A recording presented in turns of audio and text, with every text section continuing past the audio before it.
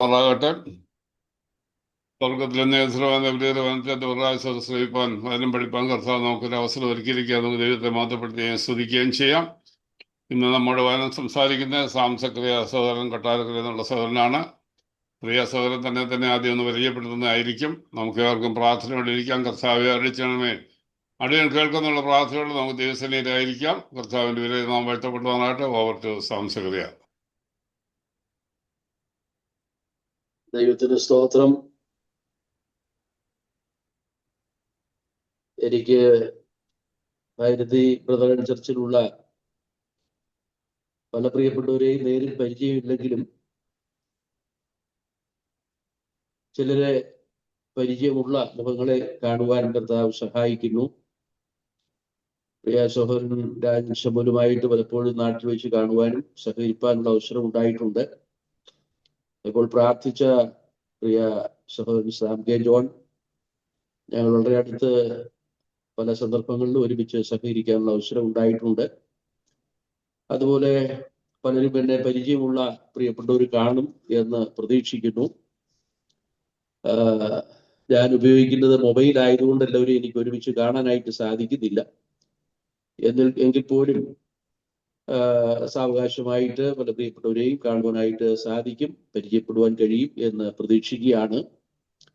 ചില വർഷങ്ങൾക്ക് മുമ്പ് ഞാൻ ബാംഗ്ലൂർ ബഥനി അസംബ്ലിയിൽ ക്രമീകരിച്ച ഒരു ബൈബിൾ സ്റ്റഡിയിൽ ചുറ്റുപാടുമുള്ള പല സഭകളിൽ നിന്നും ആ ക്ലാസ്സിൽ സംബന്ധിച്ചിരുന്നു.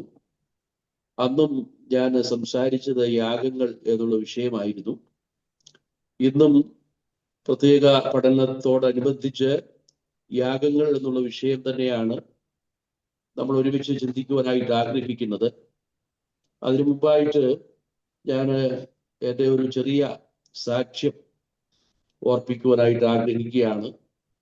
ക്ലാസ്സിലേക്ക് പ്രവേശിക്കുന്നതിന് മുമ്പ് നമുക്ക് തമ്മിൽ ഒന്ന് പരിചയപ്പെടുന്നതിനൊരു നല്ല അവസരമായിരിക്കും എന്ന് കരുതുന്നു. ഞാൻ കർത്താവിൻ്റെ വേലയിലായിട്ട് ഏതാണ്ട് 50 വർഷം ആയിരിക്കുകയാണ്. 1975 ഞാൻ ചാത്തന്നൂരുള്ള ബാപ്റ്റിസ്റ്റ് ബൈബിൾ ഇൻസ്റ്റിറ്റ്യൂട്ടിൽ പഠിക്കുവാനായിട്ട് കടന്നു വരുന്നത്. അങ്ങനെ പഠിക്കുവാൻ കടന്നു വരുന്നതിന്റെ പിന്നിൽ ഒരു ചരിത്രമുണ്ട്. അത് മറ്റൊന്നുമല്ല, എൻ്റെ സ്വദേശം എറണാകുളം ജില്ലയിൽ പിറവം എന്ന് പറയും. എൻ്റെ മാതാപിതാക്കന്മാർ ഓർത്തഡോക്സ് പശ്ചാത്തലത്തിലുള്ളവരായിരുന്നു. അവർക്ക് ദൈവവചനവുമായിട്ടോ ഇതുപോലുള്ള ആത്മീയ വിഷയവുമായിട്ടോ യാതൊരു ബന്ധവും ഇല്ലാതിരുന്ന ഒരു കാലഘട്ടം. അങ്ങനെയുള്ള സന്ദർഭങ്ങളിൽ അവര് ദാമ്പത്യ ജീവിതത്തില് നിരാശരായിരുന്ന ഒരു സന്ദർഭം ഉണ്ടായിരുന്നു. ആ നിരാശരായി തീരുവാനുള്ള കാരണം എന്ന് പറയുന്നത് അവരുടെ ദാമ്പത്യ ജീവിതത്തിൽ തലമുറ ഇല്ലായിരുന്നു, സന്തതി ഇല്ലായിരുന്നു എന്നുള്ളതാണ്. എന്നാൽ ആ സന്ദർഭത്തിൽ അവര് ഒരാശ്വാസത്തിന് വേണ്ടി ദൈവവചനം വായിക്കുവാൻ ആരംഭിച്ചു. അങ്ങനെ ഉൽപ്പത്തി പുസ്തകം വായിച്ചപ്പോൾ ദൈവം അബ്രഹാമിന് സന്തതികളെ വാഗ്ദാനം ചെയ്തതായിട്ടും അത് അവിശ്വസിച്ച സാറയോടുള്ള ബന്ധത്തിൽ ചിരി എന്നർത്ഥമുള്ള ഒരു മകൻ ലഭിക്കും എന്ന് പറഞ്ഞതായിട്ടും ദൈവത്തിന് അസാധ്യമായിട്ടൊന്നുമില്ല എന്ന ആ നിഗമനത്തിൽ അവർ ആശയ്ക്ക് വിരോധമായി ആശയോടെ വിശ്വസിച്ചുവെന്നും അങ്ങനെ അബ്രഹാമിനോടുള്ള വാഗ്ദത്തം ദൈവം നിവർത്തിച്ചതായിട്ടും നമുക്ക് തിരുവെഴുത്തിലൂടെ മനസ്സിലാക്കാൻ കഴിയുന്നുണ്ട്. അവർക്ക് ദൈവവചന വായനയിൽ താല്പര്യം തോന്നുകയും വീണ്ടും ശമൂവേലിന്റെ പുസ്തകത്തിലേക്ക് കടന്നു വന്നപ്പോൾ ഹന്ന ഒരു ബാലന് വേണ്ടി പ്രാർത്ഥിക്കുന്നു. അങ്ങനെ ഒരു ബാലനെ ലഭിച്ചാൽ അവനെ ദൈവത്തിന് നിവേദിച്ചിരിക്കും എന്നുള്ള നിലയിൽ അവർ തീരുമാനമെടുക്കുന്നതായിട്ട് നാം ശമൂവേലിന്റെ പുസ്തകത്തിൽ വായിക്കുന്നുണ്ട്. ആ ഭാഗം വായിച്ചപ്പോൾ അവരുടെയും ആഗ്രഹപ്രകാരം അവരുടെയും ഹൃദയത്തിലെ പ്രത്യേക പ്രാർത്ഥന എന്ന് പറയുന്നത്, അന്നയ്ക്ക് ശമൂവേൽ ബാലനെ ലഭിച്ചതുപോലെ ഞങ്ങൾക്ക് ഒരു മകനെ ലഭിക്കുകയാണെങ്കിൽ അവനെ ദൈവത്തിനായി സമർപ്പിച്ചു കൊള്ളാമെന്നുള്ള തീരുമാനമെടുത്തു. അങ്ങനെ അവരുടെ ദാമ്പത്യ ജീവിതത്തിൽ ഏതാണ്ട് 12 വർഷങ്ങൾക്ക് ശേഷം ജനിച്ച മകൻ എന്നുള്ള നിലയിൽ ആ നിലയിലാണ് എന്നെ ബാല്യം മുതൽ തന്നെ ആത്മീയ കാര്യങ്ങളിൽ അഭ്യസിപ്പിക്കുവാനും ഒക്കെ ഇടയായി തീർന്നത്. അവര് യാക്കോബ പശ്ചാത്തലത്തിൽ നിന്ന് രക്ഷിക്കപ്പെട്ട് സ്നാനപ്പെട്ട് ആദ്യം ഒരു പെന്തക്കോസ്ത് ഗ്രൂപ്പിലേക്കാണ് വന്നതെങ്കിലും ഇപ്പോൾ അവരായിരിക്കുന്നത് ഇവാഞ്ചലിക്കൽ സഭാ ബന്ധത്തിലാണ്. അതിനും ചില പ്രത്യേക കാരണങ്ങളുണ്ട്. അതൊന്നും ഞാൻ ഇപ്പോൾ വിശദീകരിക്കുവാനായിട്ട് ആഗ്രഹിക്കുന്നില്ല. അങ്ങനെയുള്ള ആ പ്രത്യേക സാഹചര്യത്തിൽ അവരായിരിക്കുമ്പോൾ എനിക്ക് ഓർമ്മ വെച്ച സന്ദർഭത്തിൽ എന്നോട്, മോനെ, നിന്റെ ദൈവത്തോട് ചോദിച്ചു വാങ്ങിയതാണ്, ദൈവത്തിന്റെ വേലയ്ക്ക് വേണ്ടി പോകണം എന്ന് എന്നോട് പറഞ്ഞിട്ടുള്ള സന്ദർഭങ്ങൾ ഞാൻ ഓർക്കുന്നുണ്ട്. ആ കാലഘട്ടത്തിലാണ് ഇവാഞ്ചലിക്കൽ സഭയോടുള്ള ബന്ധത്തില് ദൈവവചനം ശുശ്രൂഷിക്കുവാനായിട്ട് കൺവെൻഷനോട് ബന്ധപ്പെട്ട് കത്തദാസൻ ഇന്ന് നിത്യത്തിൽ വിശ്രമിക്കുന്ന ആർ കൃഷ്ണൻകുട്ടി ആ പ്രദേശങ്ങളിലൊക്കെ വന്ന് സുവിശേഷം പ്രസംഗിക്കുകയുണ്ടായി. എനിക്ക് അദ്ദേഹത്തിന്റെ പ്രസംഗം വളരെ ഇഷ്ടപ്പെട്ടു. ഞാൻ ആ പ്രസംഗത്തിൽ ആവേശം ഉള്ളവനായി, അതിൽ താല്പര്യമുള്ളവനായി, എനിക്കും യേശുക്രിസ്തുവിനെ പ്രസംഗിക്കണമെന്നുള്ള താല്പര്യം അദ്ദേഹത്തിന്റെ ആ പ്രസംഗ ശൈലിയിൽ കൂടെ, അദ്ദേഹത്തിന്റെ വചനത്തിലൂടെയും എനിക്ക് അങ്ങനെ ഒരു തീരുമാനത്തിലേക്ക് എത്തുവാനായിട്ട് ഇടയായിത്തും. അങ്ങനെ ഇരിക്കുന്ന സന്ദർഭത്തിലാണ് എൻ്റെ പിതാവ് അദ്ദേഹത്തോട് ഇപ്രകാരം പറയുകയുണ്ടായി, ഞങ്ങളുടെ മൂത്ത മകൻ അവനെ ദൈവത്തിനായിട്ട് സമർപ്പിച്ചിട്ടുള്ളതാണ്, അവന് ദൈവവചനം പഠിക്കുവാനുള്ള ഒരു അവസരം ഒരുക്കി കൊടുക്കണം എന്ന് അദ്ദേഹത്തോട് പറഞ്ഞു. ആ നിലയിലാണ് ഞാൻ ചാത്തന്നൂരേക്ക് 1975 പഠനത്തിനായിട്ട് കടന്നു വരുന്നത്. എനിക്കന്ന് രക്ഷയെ സംബന്ധിച്ചുള്ള ഒരു ഏറെക്കുറെ ഒരു ധാരണ ഉണ്ടായിരുന്നെങ്കിലും യഥാർത്ഥമായിട്ടൊരു രക്ഷാ നിർണയം എനിക്ക് ആ കാലഘട്ടത്തിൽ ഉണ്ടായിരുന്നില്ല. കർത്താവിനെ ഞാൻ വിശ്വസിക്കുന്നു, കർത്താവിന് ഞാൻ എൻ്റെ ക്രൂശിലെ മരണം എൻ്റെ പാപത്തിന്റെ പരിഹാരത്തിന് വേണ്ടിയായിരുന്നു എന്നൊക്കെ എനിക്ക് അറിയാമായിരുന്നെങ്കിലും ആ ഒരു രക്ഷാ നിർണയത്തിലേക്ക് വന്നത് ഞാൻ ബൈബിൾ സ്കൂൾ പഠനത്തിലേക്ക് വന്നതിന് ശേഷമാണ്. ഏതാണ്ട് 1975 അങ്ങനെ അന്ന് ആ സന്ദർഭത്തിൽ ദൈവത്തിന്റെ വചനം പഠിച്ച് ആ പ്രാരംഭ നാളുകളിൽ തന്നെ രക്ഷാനിർണയത്തിലേക്ക് വരുന്നതിനും ദൈവകൽപ്പനയായ സ്നാനം 1976 സ്വീകരിക്കുന്നതിനും ഉള്ള അവസരം ലഭിച്ചു. ദൈവവചന പഠന ശേഷം ചില വർഷങ്ങൾ ബാപ്റ്റിസ്റ്റ് ബന്ധത്തിൽ ആയിരുന്നു. 1988 ആ പ്രസ്ഥാനവുമായിട്ട് വിട പറയുകയും അതിനുശേഷം ട്രിവാൻഡ്രം ബൈബിൾ കോളേജ് എന്ന പേരിൽ ആരംഭിച്ച ഒരു ബൈബിൾ കോളേജിനോടനുബന്ധിച്ച് ആ സ്ഥാപനത്തിൽ ശുശ്രൂഷ ചെയ്യുകയും, അത് മാത്രമല്ല അവിടെ ഉണ്ടായിരുന്ന ഒരു ബാപ്റ്റിസ്റ്റ് ചർച്ചിലെ ശുശ്രൂഷകനായി ഏതാണ്ട് 4 വർഷം അവിടെ തുടരുകയും ചെയ്തു. 1992 മുതൽ ഞാൻ ബ്രദറൻ ബന്ധത്തിലേക്ക് വരികയായിരുന്നു. ഞാൻ പഠിച്ചിട്ടുള്ള ഉപദേശ സത്യങ്ങൾക്ക് അനുസരണമായി തുടർന്ന് മുമ്പോട്ട് പോകണമെങ്കിൽ ബ്രദറൻ ബന്ധത്തിൽ തുടരുക മാത്രമേ സാധിക്കുകയുള്ളൂ എന്നുള്ള ആ ചിന്തയിലാണ് ഞാൻ ബ്രദറൻ ബന്ധത്തിലേക്ക് കടന്നു വന്നത്. അങ്ങനെ 1992 മുതൽ കൊട്ടാരക്കരയ്ക്ക് സമീപം തൃക്കണ്ണമംഗലുള്ള എബനേസർ അസംബ്ലിയുമായിട്ട് ബന്ധപ്പെട്ട് ആ കാലം മുതൽ തന്നെ ചുറ്റുപാടുമുള്ള പല സ്ഥലങ്ങളിൽ കർത്താവിന്റെ വേലയിലായിരിക്കുന്നു. ആ സന്ദർഭങ്ങളിൽ പല പുതിയ സ്ഥലങ്ങളിലും പ്രവർത്തനങ്ങൾ ആരംഭിച്ച് 2-3 സ്ഥലങ്ങളിൽ ചെറിയ കൂടിവരവുകൾ ആരംഭിക്കുവാനുള്ള അവസരം ഉണ്ടായി.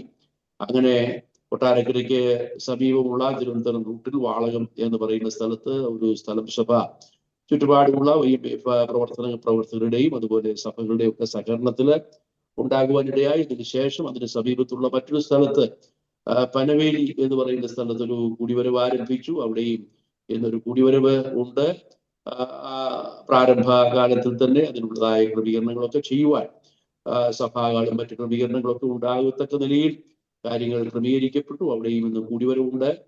അതിനുശേഷം കോവിഡിന്റെ കാലഘട്ടത്തിലാണ് ഓയൂരിന് സമീപത്തുള്ള ഒരു സ്ഥലത്ത് ഒരു ചെറിയ ബൈബിൾ ക്ലാസ് എടുക്കണമെന്ന് ആവശ്യപ്പെട്ടതനുസരിച്ച് പുയപ്പള്ളി സഭയിൽപ്പെട്ട ഒരു ദൈവദാസൻ, അദ്ദേഹത്തിന്റെ ഒരു കെട്ടിടം അവിടെ ഉണ്ടായിരുന്നു. അങ്ങനെ കാറ്റാടി എന്ന് പറയുന്ന സ്ഥലത്ത് ആരംഭിച്ച ബൈബിൾ ക്ലാസ് കോവിഡിന്റെ സമയത്ത് വളരെ ചുരുക്കം ചില ആളുകൾക്ക് മാത്രമേ ആരാധനയ്ക്കായിട്ട് കൂടി വരുവാനുള്ള സാവകാശം ഉണ്ടായിരുന്നുള്ളല്ലോ. ആ സന്ദർഭത്തിൽ അവിടെ ഒരു ആരാധന കൂടിവരവ് ആരംഭിക്കുവാനിടയായി. അവിടെ എന്നോടൊപ്പം സഹകരിക്കുകയും പ്രവർത്തിക്കുകയും ചെയ്യുന്ന കർത്തദാസൻ സിജി വർഗീസ് ശുശ്രൂഷകനായി അവിടെ പ്രവർത്തിച്ചുകൊണ്ടിരിക്കുന്നു. ഞങ്ങൾ ഒരുമിച്ച് ആ ദേശങ്ങളിലൊക്കെ പ്രവർത്തിച്ചുകൊണ്ടിരിക്കുന്നു.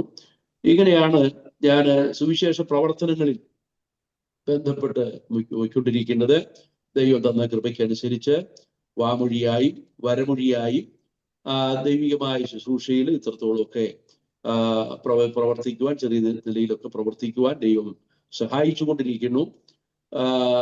പ്രത്യേകിച്ചും എനിക്ക് പഴയ നിയമ വിഷയങ്ങളിൽ ഞാൻ ബൈബിൾ സ്കൂളിൽ പഠിച്ചുകൊണ്ടിരിക്കുന്ന സമയത്ത് തന്നെ കുറച്ച് താല്പര്യം ഉണ്ടായിരുന്നു.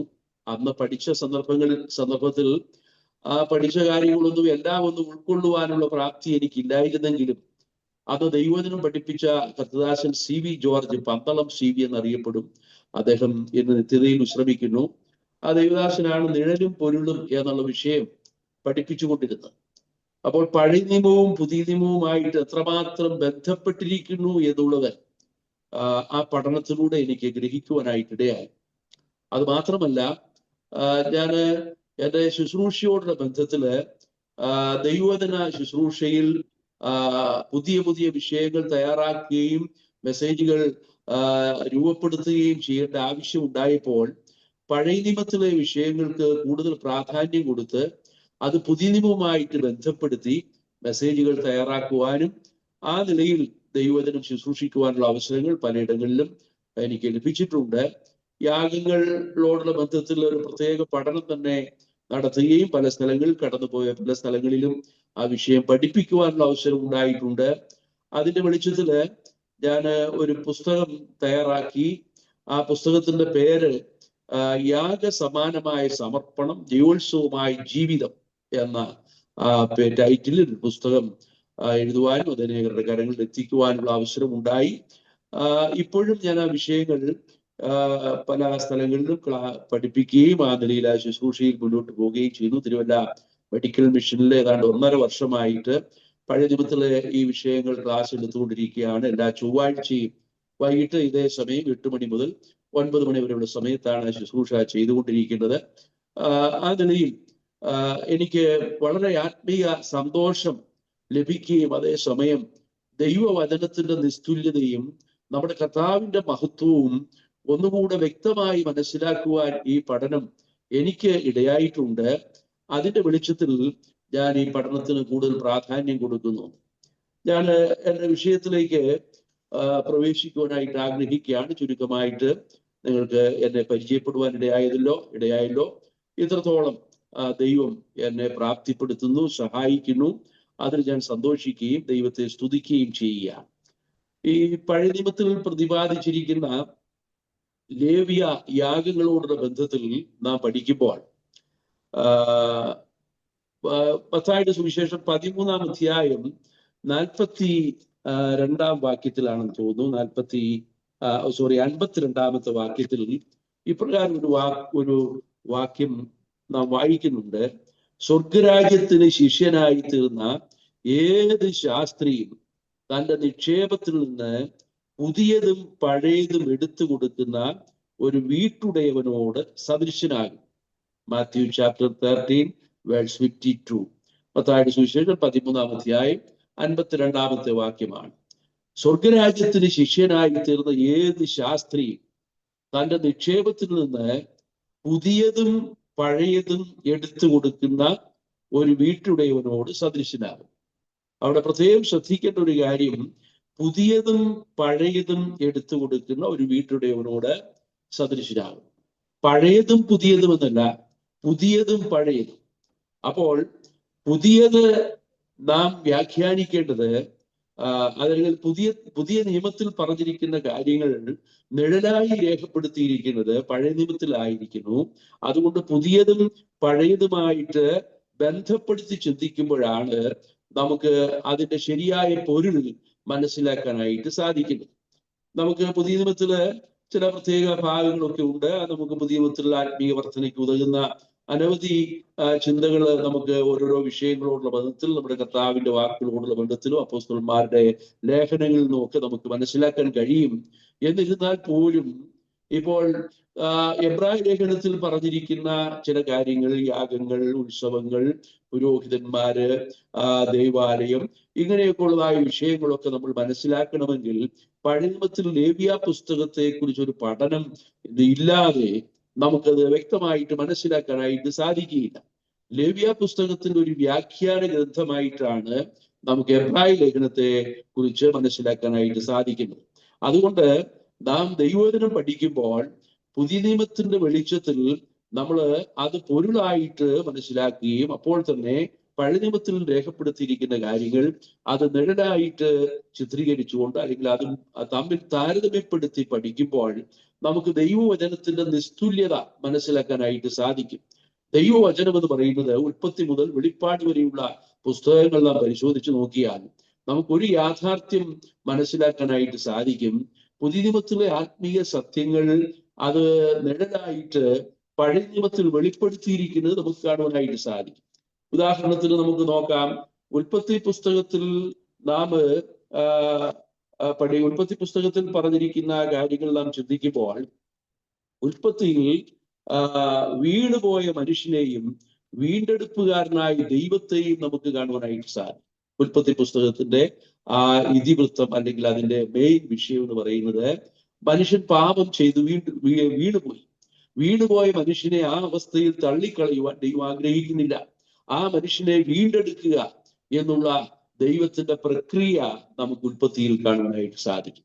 എന്നാൽ അതേസമയം പുറപ്പാട് പുസ്തകത്തിലേക്ക് നാം കടന്നു വരുമ്പോൾ പുറപ്പാടിൽ ഒരു വീണ്ടെടുക്കപ്പെട്ട മനുഷ്യൻ അല്ലെങ്കിൽ വീണ്ടെടുക്കപ്പെട്ട വ്യക്തി, വീണുപോയ മനുഷ്യൻ, അവന്റെ ക്രിസ്തീയ ജീവിതം ഒരു യാത്രയോട് ബന്ധപ്പെട്ട് മിസ്രയീമെ അടിമത്തത്തിൽ നിന്ന് വീണ്ടെടുക്കപ്പെട്ട മനുഷ്യൻ കനാനിലേക്ക് നടത്തപ്പെടുന്നതായിട്ട് നമുക്ക് ചിന്തിക്കുവാനായിട്ട് സാധിക്കും. വീണ്ടെടുക്കപ്പെട്ട മനുഷ്യൻ വീണുപോയ മനുഷ്യനെ വീണ്ടെടുത്ത് പുതിയ അനുഭവങ്ങളിലൂടെ കനാനിലേക്ക് നടത്തുന്ന ദൈവിക പ്രവൃത്തി നമുക്ക് അവിടെ കാണാൻ കഴിയുന്നുണ്ട്. അതുപോലെ ലേവ്യ പുസ്തകത്തിലേക്ക് നാം കടന്നു വരുമ്പോൾ അവിടെ ഈ വീണ്ടെടുപ്പിന് വേണ്ടിയിട്ട് ദൈവം ഒരുക്കിയിരിക്കുന്ന പ്രത്യേക ക്രമീകരണങ്ങൾ, യാഗം കഴിച്ച് എന്നോട് നിയമം ചെയ്ത എന്റെ വിശുദ്ധന്മാരെ എന്റെ അടുക്കൽ കൂട്ടുവീനെന്ന് നാം 50-ാം സങ്കീർത്തനത്തിൽ വായിക്കുന്നത് പോലെ യാഗം കഴിച്ച് ദൈവത്തോട് ഉടമ്പടി ചെയ്യത്തക്ക ഒരു ക്രമീകരണമാണ് ലേവ്യ പുസ്തകത്തിൽ നമുക്ക് കാണുവാൻ കഴിയുന്നത്. നമുക്കറിയാം, ലേവി എന്ന വാക്കിന്റെ അർത്ഥം തന്നെ നിരപ്പ് എന്നാണ്. ദൈവത്തോട് നിരപ്പില്ലാത്ത മനുഷ്യരാണ് പാപം ചെയ്യുന്നത്. പാപം ചെയ്ത മനുഷ്യന് ദൈവത്തോട് നിരപ്പ് പ്രാപിക്കണമെങ്കിൽ ഒരു യാഗം കൂടാതെ സാധ്യമല്ല എന്ന് ബൈബിൾ വ്യക്തമാക്കുന്നു. രക്തം ചൊരിഞ്ഞിട്ടല്ലാതെ വിമോചനം ഇല്ല. ഞാൻ ഈ യാഗങ്ങൾ എന്നുള്ള ആ വിഷയത്തിലേക്ക് പ്രവേശിക്കുന്നതിന് മുമ്പായിട്ട് ആമുഖമായിട്ടാണ് ഒരു ചില കാര്യങ്ങൾ ആ വിഷയത്തിലേക്ക് പ്രവേശിക്കുന്നതിന് മുമ്പായിട്ട് ഞാൻ പറയുന്നത്. അപ്പോൾ രക്തം ചൊരിഞ്ഞിട്ടല്ലാതെ വിമോചനമില്ല. എബ്രായത്തിന് 9-ാം അധ്യായം 22-ാം വാക്യത്തിൽ നമുക്കത് കാണുവാനായിട്ട് സാധിക്കുന്നുണ്ട്. അപ്പോൾ യാഗം കഴിച്ച് ദൈവത്തോട് നിയമം ചെയ്ത് ദൈവത്തോട് നിരപ്പ് ഉള്ള ഒരു വ്യക്തി എന്നുള്ള നിലയിൽ നമുക്ക് ദൈവമായിട്ട് ദൈവമായിട്ട് ബന്ധപ്പെട്ട് ദൈവമായിട്ടുള്ള കൂട്ടായ്മയിൽ മുന്നോട്ട് പോകുവാൻ കഴിയും എന്നുള്ളത് ലേവ്യ പുസ്തകം പഠിക്കുന്ന ഒരു വ്യക്തിക്ക് വ്യക്തമായിട്ട് മനസ്സിലാക്കാനായിട്ട് സാധിക്കും. ലേവ്യ പുസ്തകത്തിൽ നിന്നുള്ള ഉദ്ധരണികൾ ഏതാണ്ട് 40 ഉദ്ധരണികൾ യാഗങ്ങളോടും പെരുന്നാളുകളോടും ബന്ധപ്പെട്ടുള്ള ഉദ്ധരണികളാണ്. ഏതാണ്ട് 40 ഉദ്ധരണികൾ ലേവ്യ പുസ്തകത്തിൽ നിന്ന് പുതിയ നിയമത്തിൽ യാഗങ്ങളോടും പെരുന്നാളുകളോടുമായിട്ട് ബന്ധപ്പെട്ട് കാണാൻ കഴിയും. വീണ്ടെടുപ്പ് എന്ന പദം 45 പ്രാവശ്യവും വിശുദ്ധം എന്ന പദം ഏതാണ്ട് 91 പ്രാവശ്യവും വിശുദ്ധീകരണം എന്ന പദം ഏതാണ്ട് 71 പ്രാവശ്യവും രേഖപ്പെടുത്തിയിരിക്കുന്നതായിട്ട് ഒരു ബൈബിൾ വ്യാഖ്യാതാവ് വെളിപ്പെടുത്തിയിട്ടുണ്ട്. ഞാൻ വിശുദ്ധനായിരിക്കുന്നത് പോലെ നിങ്ങളും വിശുദ്ധരായിരിപ്പീൻ എന്നുള്ള സന്ദേശമാണ് ലേവ്യ യാഗത്തിലൂടെ നമുക്ക് ലഭിക്കുന്നത്. അപ്പോൾ യാഗങ്ങളെ സംബന്ധിച്ചുള്ള പഠനം നമുക്ക് കർത്താവായ യേശുക്രിസ്തു മുഖാന്തരം ലഭിച്ചിരിക്കുന്ന രക്ഷയുടെ ആ മഹത്വം മനസ്സിലാക്കുന്നതിനും രക്ഷിക്കപ്പെട്ട ദൈവമക്കൾ എത്രത്തോളം വിശുദ്ധരായി ജീവിച്ച് ദൈവത്തിന് പ്രസാദമുള്ളവരായിരിക്കണം എന്നും വ്യക്തമായിട്ട് ലേവ്യ പുസ്തകത്തിൽ വെളിപ്പെടുത്തിയിരിക്കുന്ന ലേവ്യ യാഗങ്ങളിലൂടെ നമുക്ക് മനസ്സിലാക്കാനായിട്ട് സാധിക്കും. ഞാൻ ഈ ലേവ്യ യാഗങ്ങളെ സംബന്ധിച്ച് അതിൻ്റെ ആമുഖം എന്നുള്ള നിലയിൽ ഞാൻ ഇത്രയും കാര്യങ്ങൾ പറഞ്ഞിട്ട് ഞാനതിൻ്റെ പ്രധാനമായിട്ടുള്ള വിഷയത്തിലേക്ക് പ്രവേശിക്കുവാനായിട്ട് ആഗ്രഹിക്കുകയാണ്. അതിന് ആധാരമായിട്ട് നമുക്ക് ബൈബിൾ തുറന്ന് ലേവ്യ പുസ്തകം 1-ാം അധ്യായം 1 മുതൽ 3 വരെയുള്ള വാക്യങ്ങൾ നമുക്ക് പ്രാരംഭമായിട്ട് സഹോദരന്മാരാരെങ്കിലും ഒന്ന് വായിച്ചു കേൾപ്പിക്കുന്നത് നല്ലതായിരിക്കും. വേദപുസ്തകം വായിച്ച് ഞാൻ പറയുന്ന വാക്യങ്ങളൊന്ന് വായിച്ച് സഹായിക്കുന്നെങ്കിൽ നമുക്ക് കൂടുതൽ അപ്പോഴപ്പോഴുള്ളതായിരിക്കുന്ന റെഫറൻസും കൂടെ നമുക്ക് വായിച്ച് മനസ്സിലാക്കി നമ്മുടെ പഠനം തുടരുവാനായിട്ട് സാധിക്കും. അതുകൊണ്ട് ലേവ്യ പുസ്തകം 1-ാം അധ്യായം നമുക്ക് തുറന്നു വയ്ക്കാം. 1-ാം അധ്യായത്തിന്റെ 1 മുതൽ 3 വരെയുള്ള വാക്യങ്ങൾ പ്രാരംഭമായിട്ട് ഒന്ന് വായിച്ചു കേൾക്കാം. ലെവിറ്റിക്സ് ചാപ്റ്റർ 1 വേഴ്സ് 1 to 3 നമുക്ക് വായിക്കാം. യഹോവ സമാഗമന കൂടാരത്തിൽ വെച്ച് മോശയെ വിളിച്ച് അവനോട് അരുളി ചെയ്തത്, നീ ഇസ്രായേൽ മക്കളോട് സംസാരിച്ച് അവരോട് പറയേണ്ടത് എന്തെന്നാൽ, നിങ്ങളിൽ ആരെങ്കിലും യഹോവയ്ക്ക് വഴിപാട് കഴിക്കുന്നു എങ്കിൽ കന്നുകാലികളോ ആടുകളോ ആയ മൃഗങ്ങളെ വഴിപാട് കഴിക്കണം. അവൻ വഴിപാടായി കന്നുകാലികളിൽ ഒന്നിനെ ഹോമയാഗം കഴിക്കുന്നു എങ്കിൽ ഊനമില്ലാത്ത ആണിനെ അർപ്പിക്കണം. യഹോവയുടെ പ്രസാദം ലഭിപ്പാൻ തക്കവണ്ണം അവൻ അതിനെ സമാഗമന കൂടാരത്തിന്റെ വാതിൽക്കൽ വെച്ച് അർപ്പിക്കണം. യഹോവയുടെ പ്രസാദം ലഭിപ്പാൻ തക്കവണ്ണം അവൻ അതിനെ സമാഗമന കൂടാരത്തിന്റെ വാതിൽക്കൽ വെച്ച് അർപ്പിക്കണം. ഇവിടെ യാഗത്തോടുള്ള ബന്ധത്തില് പ്രധാനമായിട്ട് 5 യാഗങ്ങളെ സംബന്ധിച്ചാണ് നാം ലേവ്യ പുസ്തകത്തിൽ വായിക്കുന്നത്. ആ 5 യാഗങ്ങൾ ഏതൊക്കെയാണ് എന്ന് നമുക്ക് പ്രാരംഭമായിട്ട് നോക്കാം. 1-ാമത്തെ യാഗത്തിന് ഹോമയാഗം എന്ന് വിളിക്കും. അതിന് ബേൺഡ് ഓഫറിംഗ് എന്നാണ് പറയുന്നത്. ബേൺഡ് ഓഫറിംഗ്, ഹോമയാഗം. അത് അതിന്റെ വിശദീകരണം എന്ന് പറയുന്നത് ലേവ്യ പുസ്തകം 1-ാം അധ്യായത്തിലും അതിന്റെ പ്രമാണം രേഖപ്പെടുത്തിയിരിക്കുന്നത് 6-ാം അധ്യായത്തിന്റെ 8 മുതൽ 18 വരെയുള്ള വാക്യങ്ങളിലുമാണ്. അപ്പോൾ 1-ാം അധ്യായത്തിലും 6-ാം അധ്യായത്തിലും ബേൺഡ് ഓഫറിങ്ങിനെ കുറിച്ചുള്ള അല്ലെങ്കിൽ ഹോമയാഗത്തെ സംബന്ധിച്ചുള്ള അതിന്റെ നിബന്ധനകള്, അതിന്റെ വ്യവസ്ഥകള്, ആ യാഗം അർപ്പിക്കുന്നതായിട്ടുള്ള വിധങ്ങള്, അതുപോലെ അതിന്റെ പ്രമാണം, ഇതൊക്കെ നമുക്ക് 1-ാം അധ്യായത്തിലും 6-ാം അധ്യായത്തിലും കൂടെ മനസ്സിലാക്കാനായിട്ട് സാധിക്കും. 1-ാം അധ്യായത്തിൽ ഹോമയാഗത്തെ സംബന്ധിച്ച് പറയുന്നുവെങ്കിൽ 2-ാം അധ്യായത്തിൽ ഭോജനയാഗത്തെ സംബന്ധിച്ച് നാം വായിക്കുന്നുണ്ട്. ഭോജനയാഗം, അതിന് മീൽ ഓഫറിംഗ് എന്നാണ് അതിനെക്കുറിച്ച് നമുക്ക് മനസ്സിലാക്കുന്നത്. മീൽ ഓഫറിംഗ്, ഭോജനയാഗം. ഈ മീൽ ഓഫറിങ്ങിനെ സംബന്ധിച്ച് നമുക്ക് കാണാൻ കഴിയുന്നത് ലേവ്യ പുസ്തകം 2-ാം അധ്യായത്തിൽ 2-ാം അധ്യായത്തിലും 6-ാം അധ്യായത്തിന്റെ 14 മുതൽ 24 വരെയുള്ള വാക്യങ്ങളിലും ഭോജനയാഗത്തെ സംബന്ധിച്ച് രേഖപ്പെടുത്തിയിട്ടുണ്ട്. അതുപോലെ 3-ാമത്തെ യാഗം എന്ന് പറയുന്നത് സമാധാനയാഗമാണ്. സമാധാനയാഗം, അതിന് പീസ് ഓഫറിംഗ് എന്നാണ് ഇംഗ്ലീഷിൽ നമുക്ക് അതിനെ പരിചയപ്പെടുത്തുന്നത്. അത് 3-ാം അധ്യായത്തിലും 7-ാം അധ്യായത്തിന്റെ 21 മുതൽ 38 വരെയുള്ള വാക്യങ്ങളിലും പീസ് ഓഫറിങ്ങിനെ സംബന്ധിച്ച് നമുക്ക് വായിക്കുവാനായിട്ട് സാധിക്കും.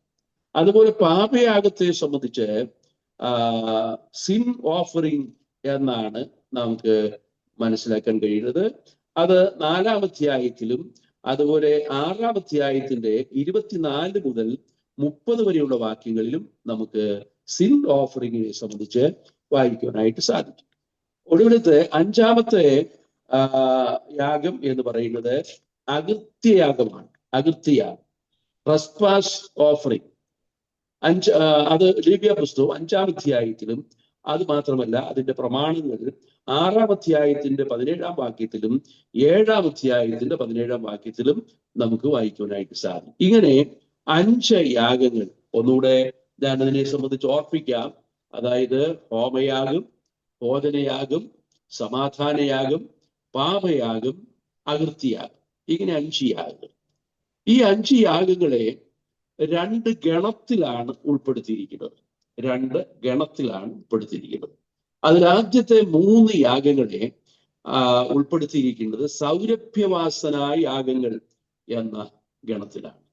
എന്നാൽ പാപയാഗത്തെ സംബന്ധിച്ചും അകൃത്യയാഗത്തെ സംബന്ധിച്ചും സൗരഭ്യവാസന ഗണത്തിലല്ല ഉൾപ്പെടുത്തിയിരിക്കുന്നത്. അതിന് സൗരഭ്യവാസന അല്ലാത്ത യാഗങ്ങൾ എന്ന ലിസ്റ്റിലാണ് പെടുത്തിയിരിക്കുന്നത്. അപ്പോൾ സൗരഭ്യവാസനയായ യാഗങ്ങളും സൗരഭ്യവാസന അല്ലാത്ത യാഗങ്ങളും അങ്ങനെ 2 ഗണത്തിൽപ്പെടുത്തിയിരിക്കുന്ന ഈ യാഗങ്ങൾ. എന്തുകൊണ്ടാണ് ഈ യാഗങ്ങളെ ആ നിലയിൽ 2 ഗണത്തിൽ ഉൾപ്പെടുത്തിയിരിക്കുന്നത് എന്ന് ന്യായമായിട്ട് നമുക്ക് ചിന്തിക്കാം. അതിനെ സംബന്ധിച്ച് വേദവ്യാഖ്യാതാക്കളിൽ നിന്ന് ലഭിച്ചിരിക്കുന്ന മറുപടി എന്ന് പറയുന്നത്, ഒന്നാമത്തെ ഗണത്തിൽപ്പെട്ട 3 യാഗങ്ങൾ അത് നമ്മുടെ മനസ്സിലേക്ക് വരണം. ഹോമയാഗം, ഭോജനയാഗം, സമാധാനയാഗം. ഈ 3 യാഗങ്ങളും സൗരഭ്യവാസന യാഗങ്ങളുടെ ലിസ്റ്റിൽ പെടുത്തിയിരിക്കുന്നതിന് കാരണം പിതാവാം ദൈവത്തിന് യേശുക്രിസ്തു എങ്ങനെയുള്ള യാഗമായി അർപ്പിക്കപ്പെട്ടു എന്നുള്ളതിന്റെ അടിസ്ഥാനത്തിലാണ് ഇത് സൗരഭ്യവാസന യാഗങ്ങളായി തീർന്നിരിക്കുന്നത്. ഞാൻ ഒന്നുകൂടെ പറയാം. പിതാവാം ദൈവത്തിന്റെ ഇഷ്ടപുത്രനാണല്ലോ നമ്മുടെ കർത്താവായ യേശുക്രിസ്തു. കർത്താവായ യേശുക്രിസ്തു താൻ മനുഷ്യവർഗത്തിന് വേണ്ടി യാഗമർപ്പിക്കുവാനാണ് ലോകത്തിലേക്ക് കടന്നു വന്നത്. അങ്ങനെ കർത്താവായ യേശുക്രിസ്തു ലോകത്തിലേക്ക് കടന്നു വന്നപ്പോൾ 40-ാം സങ്കീർത്തനത്തിൽ കർത്താവ് താൻ തന്നെ പറയുന്ന വാക്കുകൾ നമുക്കവിടെ കാണാൻ കഴിയുന്നുണ്ട്. അത് എബ്രായ ലേഖനത്തിൽ എടുത്തു പറയുന്നുണ്ട്. ഇതാ ഞാൻ വരുന്നു, പുസ്തക ചുരുളനെ കുറിച്ച് എഴുതിയിരിക്കുന്നു. ദൈവമേ, നിന്റെ ഇഷ്ടം ചെയ്യുവാൻ ഞാൻ വരുന്നു. നിന്റെ ന്യായപ്രമാണം എന്റെ ഉള്ളിൽ ഇരിക്കുന്നു. നീ എനിക്കൊരു ശരീരം ഒരുക്കിയിരിക്കുന്നു. എബ്രായ ലേഖനത്തിലെ വാക്യമാണത്. നീ എനിക്കൊരു ശരീരം ഒരുക്കിയിരിക്കുന്നു. എന്നാൽ 40-ാം സങ്കീർത്തനത്തിൽ നാം വായിക്കുന്നത്, നീ ചെവികളെ എനിക്ക് തുളച്ചിരിക്കുന്നു.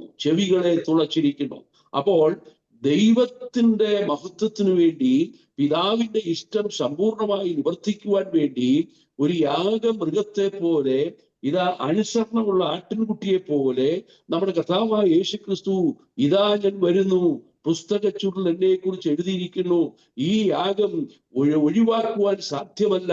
ഞാൻ യാഗമായിട്ട് അർപ്പിക്കപ്പെട്ടേ മതിയാകിയുള്ളൂ. അങ്ങനെ പിതാവാം ദൈവത്തിന് പൂർണ്ണമായ പ്രസാദകരമായ സൗരഭ്യവാസനയായ യാഗമായി ഞാൻ ഇതാ വരുന്നു, എന്നെ തന്നെ സമ്പൂർണമായി അർപ്പിക്കുന്നു എന്ന് പറഞ്ഞുകൊണ്ട് പിതാവാം ദൈവത്തിന് സൗരഭ്യവാസന യാഗമായി തീർന്ന ദൈവപുത്രന്റെ യാഗത്തെ സംബന്ധിച്ചാണ് ഈ സൗരഭ്യവാസനയായ യാഗങ്ങൾ വ്യക്തമാക്കുന്നത്. അതിന് തെളിവായിട്ട് നമുക്ക് ഒരു വാക്യം ഉദ്ധരിക്കുവാനായിട്ട് സാധിക്കും. എഫേസ്യ ലേഖനം 5-ാം അധ്യായം 2-ാം വാക്യം അവിടെ ഇങ്ങനെ രേഖപ്പെടുത്തിയിരിക്കുന്നു, ക്രിസ്തുവും നിങ്ങൾക്ക് വേണ്ടി, നമുക്ക് വേണ്ടി ദൈവത്തിന് സൗരഭ്യവാസനയായ വഴിപാടും യാഗവുമായി അർപ്പിച്ചതുപോലെ. ക്രിസ്തുവും നമുക്ക് വേണ്ടി ദൈവത്തിന് സൗരഭ്യവാസനയായ വഴിപാടും യാഗവുമായി അർപ്പിച്ചതുപോലെ നാമും നമ്മെ തന്നെ യാഗമായി സമർപ്പിക്കണം എന്നുള്ള അർത്ഥത്തിലാണ് ആ വാക്യം വരുന്നത്. ആ വാക്യം ഇങ്ങനെയാണ് കൺക്ലൂഡ് ചെയ്യുന്നത്, നിങ്ങൾ സ്നേഹത്തിൽ നടപ്പീൻ. ക്രിസ്തുവും നമുക്ക് വേണ്ടി തന്നെത്താൻ ദൈവത്തിന് സൗരഭ്യവാസനയായ വഴിപാടും യാഗവുമായി അർപ്പിച്ചതുപോലെ നിങ്ങൾ സ്നേഹത്തിൽ നടപ്പീൻ.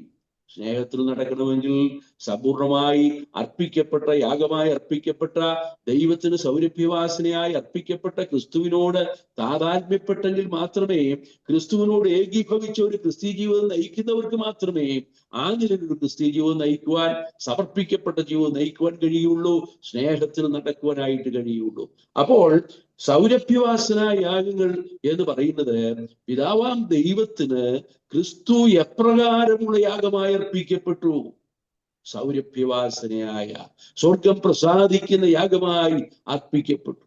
നമ്മുടെ കർത്താവ് ഗെത്സമനയിൽ ആ ക്രൂശീകരണത്തിന് തൊട്ട് മുമ്പുള്ള സമയം, താൻ ഒരു കല്ലേറ് ദൂരത്തോളം, ശിഷ്യന്മാരുമായി ഒരു കല്ലേറ് ദൂരത്തോളം മുമ്പോട്ട് പോയി അവിടെ മുട്ടുകുത്തി പ്രാർത്ഥിക്കുന്ന രംഗം നമുക്ക് കാണുവാൻ കഴിയുന്നുണ്ട്.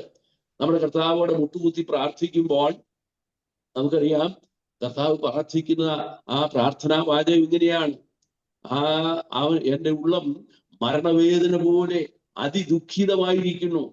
അവന്റെ വിയർപ്പ് നിലത്ത് വീഴുന്ന വലിയ ചോരത്തുള്ളികൾ പോലെയായി, പ്രാണവേദനയിലായി ആ നിലയിൽ കർത്താവ് പിതാവാം ദൈവത്തോട് പ്രാർത്ഥിക്കുമ്പോൾ, കഴിയുമെങ്കിൽ പിതാവേ, ഈ പാനപാത്രം എങ്കിൽ നിന്ന് നീങ്ങിപ്പോകണം, എങ്കിലും ഞാൻ ഇച്ഛിക്കുന്നത് പോലെയല്ല, അവിടുന്ന് ഇച്ഛിക്കുന്നത് പോലെ ആകട്ടെ എന്ന് പറഞ്ഞ് പിതാവിന്റെ ഇഷ്ടത്തിന് സമ്പൂർണമായി ഏൽപ്പിച്ചു കൊടുക്കുന്ന പുത്രനെ നമുക്കവിടെ കാണുവാനായിട്ട് സാധിക്കും. കർത്താവായ യേശു ക്രിസ്തുവിന്റെ യാഗം അത് പിതാവാം ദൈവത്തിന് സൗരഭ്യവാസന യാഗമായിരുന്നു എന്നുള്ളതാണ് ഹോമയാഗവും ബോധനയാഗവും സമാധാനയാഗവും വ്യക്തമാക്കേണ്ടത്. മാത്രമല്ല, അടുത്ത 2 യാഗങ്ങൾ പാപയാഗവും അകൃത്യയാഗവുമാണ്. Sin offering and trespass offering. അപ്പോൾ ഈ യാഗങ്ങൾ രണ്ടും അത് സൗരഭ്യവാസന യാഗങ്ങളുടെ ഗണത്തിൽ പെടുത്തിയിട്ടില്ല. എന്തുകൊണ്ടാണ് അത് സൗരഭ്യവാസന യാഗങ്ങളുടെ ഗണത്തിൽ പെടുത്താഞ്ഞത് എന്ന് ചോദിച്ചാൽ, ഒന്ന്, പിതാവാം ദൈവത്തിന് നമ്മുടെ കർത്താവായ യേശു ക്രിസ്തു സൗരഭ്യവാസന യാഗമായി അർപ്പിക്കപ്പെട്ടുവെങ്കിൽ പാപയാഗവും അകൃത്യയാഗവും ക്രിസ്തു നമ്മുടെ സ്ഥാനത്ത് നമുക്ക് വേണ്ടി എന്തായി തീർന്നു എന്ന് വ്യക്തമാക്കുന്നതാണ് പാപയാഗവും അകൃത്യയാഗവും. ക്രിസ്തു നമുക്ക് വേണ്ടി പാപയാഗമായി തീർന്നു. ക്രിസ്തു നമുക്ക് വേണ്ടി അകൃത്യയാഗമായി തീർന്നു. അവൻ അകൃത്യയാഗമായി തീർന്നിട്ട് സന്തതിയെ പ്രാപിക്കുകയും സന്തതിയെ കാണുകയും ദീർഘായുസ് പ്രാപിക്കുകയും ചെയ്യുമെന്ന് യെശയ്യാപ്രവചനം 53-ാം അധ്യായത്തിൽ വായിക്കുന്ന ആ വാക്യം അത് നിവർത്തിയാകത്തക്ക നിലയിൽ അവൻ സന്തതിയെ കണ്ടു, ദീർഘായുസ് പ്രാപിച്ചു, അവൻ്റെ അകൃത്യയാഗമായിട്ട് അർപ്പിക്കപ്പെട്ടു. കർത്താവായ യേശു ക്രിസ്തു പാപയാഗമായി അർപ്പിക്കപ്പെട്ടു. അങ്ങനെ പാപയാഗവും അകൃത്യയാഗവും ക്രിസ്തു നമുക്ക് വേണ്ടി എന്തായി തീർന്നു എന്ന് വ്യക്തമാക്കുകയാണ്. സൗരഭ്യവാസന യാഗങ്ങളും സൗരഭ്യവാസന ഗണത്തിൽപ്പെടാത്ത പാപയാഗവും അകൃത്യയാഗവും, ഇങ്ങനെ 5 യാഗങ്ങളെ സംബന്ധിച്ചുള്ള പഠനമാണ് നമുക്ക് ലേവ്യ പുസ്തകം 1 മുതൽ 7 വരെയുള്ള അധ്യായങ്ങളിൽ നിന്നും മനസ്സിലാക്കാനായിട്ട് സാധിക്കുന്നത്. ഈ ലേവ്യ പുസ്തകം നമ്മൾ പഠിക്കുമ്പോൾ അവിടെ നമ്മുടെ കർത്താവായ യേശു ക്രിസ്തുവിനെയാണ് നമുക്ക് പ്രഥമമായിട്ട് ചിന്തിക്കുവാൻ കഴിയുന്നത്. ക്രിസ്തു പിതാവാം ദൈവത്തിന് സൗരഭ്യവാസനയായ യാഗവും വഴിപാടുമായിട്ട് അർപ്പിക്കപ്പെട്ടു. ആ ക്രിസ്തുവിന്റെ മഹത്വം നമുക്ക് ഈ യാഗങ്ങളിലൂടെ വ്യക്തമായിട്ട് മനസ്സിലാക്കാൻ കഴിയുന്നുണ്ട്. യാഗവസ്തുക്കളെ സംബന്ധിച്ചുള്ള പഠനം, യാഗം അർപ്പിക്കുന്ന വിധം, യാഗത്തിൻ്റെതായിരിക്കുന്ന പരിശുദ്ധി, ഇതൊക്കെയും നാം വ്യക്തിപരമായി അല്ലെങ്കിൽ ഓരോരോ യാഗങ്ങളോടുള്ള ബന്ധത്തിലും ചിന്തിക്കുമ്പോൾ നമുക്ക് കൂടുതൽ നമ്മുടെ കർത്താവിനെ അതിന്റെ മഹത്വം മനസ്സിലാക്കുവാനായിട്ട് സാധിക്കും.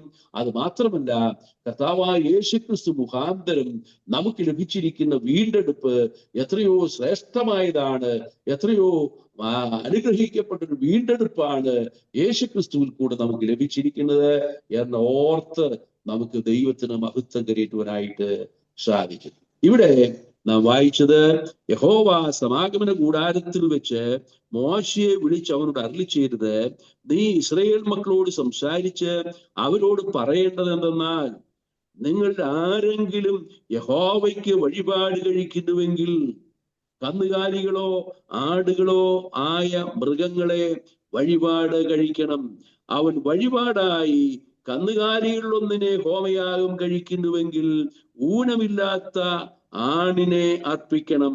യഹോവയുടെ പ്രസാദം ലഭിപ്പാൻ തക്കവണ്ണം അവനതിനെ സമാഗമന കൂടാരത്തിന്റെ വാതിക്കൽ വെച്ച് അർപ്പിക്കണം. ഇവിടെ യാഗങ്ങളെ സംബന്ധിച്ച് നാം ചിന്തിക്കുമ്പോൾ നമുക്ക് യാഗത്തിന് വേണ്ടി ഉപയോഗിക്കുന്നതായ ആ മൃഗങ്ങളെ കുറിച്ചും പക്ഷികളെ സംബന്ധിച്ചും ഒക്കെ നമുക്ക് ചിന്തിക്കുവാനായിട്ട് സാധിക്കും. ഈ യാഗങ്ങൾക്ക് വേണ്ടി പ്രത്യേകം തിരഞ്ഞെടുക്കപ്പെട്ടിരിക്കുന്ന മൃഗങ്ങളുണ്ട്, പക്ഷികളുണ്ട്. അതിനെ മാത്രമേ യാഗം അർപ്പിക്കുവാനായിട്ട് സാധിക്കുകയുള്ളൂ. അതല്ലാതെ നമ്മുടെ ഇഷ്ടത്തിന് യാഗം അർപ്പിക്കുവാനായിട്ട്, ഏതിനെങ്കിലും യാഗം അർപ്പിക്കുവാനായിട്ട്, എന്തിനെങ്കിലും യാഗം അർപ്പിക്കുവാനായിട്ട് നമുക്ക് സാധ്യമല്ല. ദൈവം മോശയോട് കൽപ്പിച്ചതുപോലെ ആ ദൈവത്തിന്റെ പ്രമാണം അനുസരിച്ചാണ് നമ്മൾ ഈ യാഗം അർപ്പിക്കേണ്ടത്, അല്ലെങ്കിൽ പഴയ വിശുദ്ധന്മാർ ഈ യാഗം അർപ്പിക്കേണ്ടത്. അതല്ലാതെ നമുക്ക് ഇഷ്ടം പോലെയുള്ള ആ മൃഗങ്ങളെയോ പക്ഷികളെയോ യാഗം അർപ്പിക്കുവാനായിട്ട് സാധിക്കുമായിരുന്നില്ല. ഇവിടെ നമുക്കറിയാം, ഇസ്രായേൽ ജനത്തോടുള്ള ബന്ധത്തിൽ നാം മനസ്സിലാക്കേണ്ട ഒരു യാഥാർത്ഥ്യം, അവർ മിസ്രയീമിൽ അടിമകളായിരുന്നു. ഈ അടിമകളായിരുന്ന ഇസ്രായേൽ ജനത്തിന് ഒരു വലിയ വീണ്ടെടുപ്പ് ലഭിച്ചു. മനുഷ്യൻ പാപം ചെയ്തപ്പോൾ തന്നെ ഒരു യാഗമൃഗത്തെ നമുക്ക് ഏദൻ തോട്ടത്തിൽ കാണുവാനായിട്ട് സാധിക്കും. നമുക്കറിയാം മൃഗം ആദം ഹവ്വമാര് അവര് പിശാചിനാൽ വഞ്ചിക്കപ്പെട്ടു, അവർ പാപം ചെയ്തു. അങ്ങനെ പാപം ചെയ്തതിന്റെ വെളിച്ചത്തിൽ അവർ ദൈവത്തിൽ നിന്ന് മറഞ്ഞിരിക്കുവാൻ ശ്രമിക്കുകയാണ്. അവർ ഭയപ്പെട്ട് ഒളിച്ചിരിക്കുകയാണ്. ദൈവം ആദ്യമായിട്ട് മനുഷ്യനെ വിളിക്കുകയാണ്, മനുഷ്യ നീ എവിടെയാ? മരത്തിന്റെ മറവിൽ നിന്ന് ആ മനുഷ്യൻ വിളി കേൾക്കുന്നു, നീ എവിടെയാണെന്ന് ചോദിക്കുമ്പോൾ ഞങ്ങൾ ഭയപ്പെട്ട് ഒളിച്ചിരിക്കുകയാണ്. അവൾ പാപം മനുഷ്യനെ ഭയമുള്ളവനാക്കി തീർത്തു. പാപം മനുഷ്യനെ ദൈവത്തിൽ നിന്ന് ഒളിച്ചിരിക്കുന്ന അവസ്ഥയിലേക്ക്, ദൈവത്തിൽ നിന്ന് മറഞ്ഞിരിക്കുന്ന അവസ്ഥയിലേക്ക് കൊണ്ടുവന്നു. പാപം മനുഷ്യനെ ദൈവത്തിൽ നിന്ന് അകറ്റിക്കളഞ്ഞു. അവൻ ഭയമുള്ളവനായി തീർന്നു, അവൻ തേജസ് നഷ്ടപ്പെട്ടവനായി തീർന്നു, അവൻ ദൈവത്തിൽ നിന്ന് അകന്നിരിക്കുവാൻ ഇഷ്ടപ്പെട്ടു, ദൈവമായിട്ടുള്ള സഹിത്വം നഷ്ടപ്പെട്ടു. അങ്ങനെ ആദം ഹവ്വമാർ അവരെ പാപത്തിൽ അവരെ നിബന്ധിച്ചതായിരിക്കുന്ന അവസ്ഥ. എന്നാൽ ദൈവം അവർക്ക് വേണ്ടി ഒരു തോലുടുപ്പ് ഉണ്ടാക്കി കൊടുക്കുന്നതായിട്ട് നാം ഉൽപ്പത്തി പുസ്തകത്തിൽ തന്നെ വായിക്കുന്നുണ്ട്. അവരും പരിശ്രമമൊക്കെ ചെയ്തു നോക്കി. പാപം ചെയ്ത് ദൈവദേശം നഷ്ടപ്പെട്ടപ്പോൾ ഈ ദൈവദേശം നഷ്ടപ്പെട്ട മനുഷ്യന് നഗ്നത മറയ്ക്കുവാൻ തക്കവണ്ണം അത്തിയില കൊണ്ട് ഒരരയാട ഉണ്ടാക്കി അവർ ആ വസ്ത്രത്താൽ അവർ തങ്ങളെ തന്നെ മറയ്ക്കുവാൻ ശ്രമിച്ചു. പക്ഷേ നമുക്കറിയാം, അത്തിയില കൊണ്ടുണ്ടാക്കിയ അരയാട കൊണ്ട് നഗ്നത മറയ്ക്കുവാൻ കഴിയാതെ വണ്ണം തേജസ് നഷ്ടപ്പെട്ട മനുഷ്യൻ ദൈവത്തിന്റെ മുമ്പാകെ നിൽപ്പാൻ അയോഗ്യനായി തീർന്നിരിക്കുകയാണ്. എന്നാൽ ദൈവം തന്നെ ഈ നഗ്നതയ്ക്ക് പരിഹാരം വരുത്തി തേജസ് നഷ്ടപ്പെട്ട മനുഷ്യന് വേണ്ടി അവിടെ ഒരു മൃഗം കൊല്ലപ്പെടുന്നതായിട്ട് നാം വായിക്കുന്നുണ്ട്. ആ മൃഗത്തെ അന്ന് യാഗം എന്നുള്ള നിലയിലൊന്നും ആ മനുഷ്യർക്ക് മനസ്സിലാക്കുവാൻ കഴിഞ്ഞില്ലെങ്കിൽ പോലും ആ യാഗരക്തം അത് മനുഷ്യന്റെ വീണ്ടെടുപ്പ് അർത്ഥമായി തീർന്നു എന്ന് നമുക്ക് പിന്നീടുള്ള ഭാഗങ്ങളിൽ നിന്ന് മനസ്സിലാക്കുവാനായിട്ട് സാധിക്കും. അത് മാത്രമല്ല, ആ മൃഗത്തിന്റെ തോൽ അവർക്ക് ഉടുപ്പായി തീർന്നു. പാപത്തിന്റെ നഗ്നത മറയ്ക്കുവാൻ അവർക്ക് ഇതാ ദൈവം കൊടുത്ത പരിഹാരം ശാശ്വതമായ ഒരു പരിഹാരമായിട്ടാണ് നമുക്കതിനെ മനസ്സിലാക്കുവാൻ കഴിയുന്നത്. മനുഷ്യൻ്റെതായിരിക്കുന്ന പ്രവർത്തികൾ നിഷ്ഫലമായി തീരുന്നു. മനുഷ്യന്റെ പുണ്യപ്രവർത്തികളോ മനുഷ്യന്റെ നേർച്ച കാഴ്ചകളോ മനുഷ്യൻ്റെതായിരിക്കുന്ന തീർത്ഥാടനങ്ങളോ യാഗങ്ങളോ യോഗങ്ങളോ ഇതൊന്നും പാപങ്ങൾക്ക് പരിഹാരം വരുത്തുവാൻ കഴിയാതിരിക്കുമ്പോൾ ന്യായപ്രമാണത്തിന്റെ പ്രവർത്തികളാൽ ഒരു ജഡവും നീതീകരിക്കപ്പെടുന്നില്ല. എന്നാൽ കർത്താവായ യേശു ക്രിസ്തുവിന്റെ കാൽവരി മരണത്തിലൂടെ പാപത്തിന് പരിഹാരം ലഭിക്കുന്നു, ദൈവത്തോട് നിരപ്പ് ലഭിക്കുന്നു. അവർ ദൈവവുമായിട്ടുള്ള സഹിത്വത്തിലേക്ക്, കൂട്ടായ്മയിലേക്ക് കടന്നു വരുന്നു. അതിന്റെ ചിത്രമാണ് നമുക്കിവിടെ കാണുവാനായിട്ട് സാധിക്കുന്നത്. അങ്ങനെ ഏദൻ തോട്ടത്തിൽ അവിടെ ഒരു മൃഗം കൊല്ലപ്പെടുന്നതായിട്ട് നാം മനസ്സിലാക്കാനായിട്ട് സാധിക്കുന്നുണ്ട്. അത് മാത്രമല്ല, പിന്നെയും നാം വരുമ്പോൾ ഉൽപ്പത്തി പുസ്തകത്തിൽ തന്നെ കയീനും ഹാബേലും അവര് ദൈവത്തിന് യാഗമർപ്പിക്കുകയാണ്. ദൈവം അവരുടെ യാഗത്തെ സംബന്ധിച്ചോളം അവരുടെ ഉള്ളിൽ തന്നെ ഒരു യാഗത്തെ കുറിച്ചുള്ള താല്പര്യമുണ്ടായി. അവർക്ക് വഴിപാട് കഴിക്കണം, യാഗം കഴിക്കണം. കയീന്റെ ആ നിലത്തിലെ അനുഭവത്തിൽ നിന്ന് ശ്രേഷ്ഠമായിട്ട് തന്നെ ദൈവത്തിന് അർപ്പിക്കുവാൻ തീരുമാനിച്ചു. ന്യായമായിട്ട് നമുക്ക് ചിന്തിക്കാം, ഒരിക്കലും മോശപ്പെട്ട കാച്ചിലോ കിഴങ്ങോ ചേനയോ ഒന്നുമായിരുന്നില്ല കയീൻ സമർപ്പിച്ചത്. നല്ലത് തന്നെയായിരിക്കും ദൈവം കയീന് സമർപ്പിച്ചത്. എന്നാൽ ആട്ടിൻകൂട്ടത്തിലെ കടിഞ്ഞൂലുകളിൽ തടിച്ചതും കൊഴുത്തതുമായ, കൊഴുപ്പുള്ളതായ, മേധസ്സുള്ളതായിരിക്കുന്ന ഒരു ആടിനെ തന്നെ ഹാബേൽ വേർതിരിച്ച് ഹാബേൽ ദൈവത്തിന് അർപ്പിക്കുവാൻ തീരുമാനിച്ചു. ഹാബേൽ ദൈവത്തിന് പ്രസാദകരമായി യാഗം അർപ്പിച്ചു എന്നാണ് നാം എബ്രായ ലേഖനത്തിൽ വായിക്കുന്നത്. എന്നാൽ ഹാബേലിലും അവന്റെ യാഗത്തിലും ദൈവം പ്രസാദിച്ചു, കയീനിലും അവന്റെ വഴിപാടിലും ദൈവം പ്രസാദിച്ചില്ല. നമുക്കിവിടെ നിന്ന് എന്താണ് മനസ്സിലാക്കാൻ കഴിയുന്നത്? കയീൻ അർപ്പിച്ചത് രക്തമില്ലാത്ത, പ്രായശ്ചിത്തമില്ലാത്ത, മേധസ്സില്ലാത്ത ഒരു യാഗമാണ് കയീൻ അർപ്പിച്ചത്.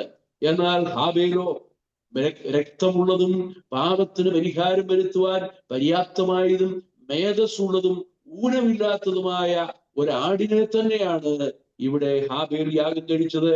ഹാബേലിന്റെ യാഗം ഹാബേലിന്റെ പാപത്തിന് പരിഹാരം വരുത്തുവാനും ദൈവത്തോട് നിരപ്പ് പ്രാപിക്കുവാനും പര്യാപ്തമായിരുന്നുവെന്ന് നമുക്ക് ന്യായമായി ചിന്തിക്കുവാനായിട്ട് സാധിക്കും.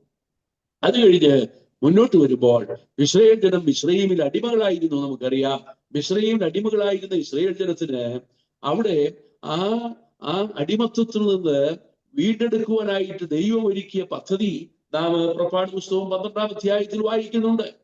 ഫറവോൻ അതിന്റെ ഹൃദയം കഠിനപ്പെട്ടുകൊണ്ടിരുന്നു. ബാധകൾ ഒന്നൊന്നായി മിസ്രയീമിനെ ബാധിച്ചുകൊണ്ടിരുന്നു. വലിയ പ്രയാസത്തിലൂടെ മിസ്രയീമ്യർ കടന്നുപോയിക്കൊണ്ടിരിക്കുകയാണ്. ആ സന്ദർഭത്തിൽ ഒടുവിലത്തെ ബാധയായ കടിഞ്ഞൂൽ സംഹാരത്തിന് വിധേയപ്പെട്ടപ്പോൾ ഫറവോന്റെ മനസ്സിന് മാറ്റം വന്നു.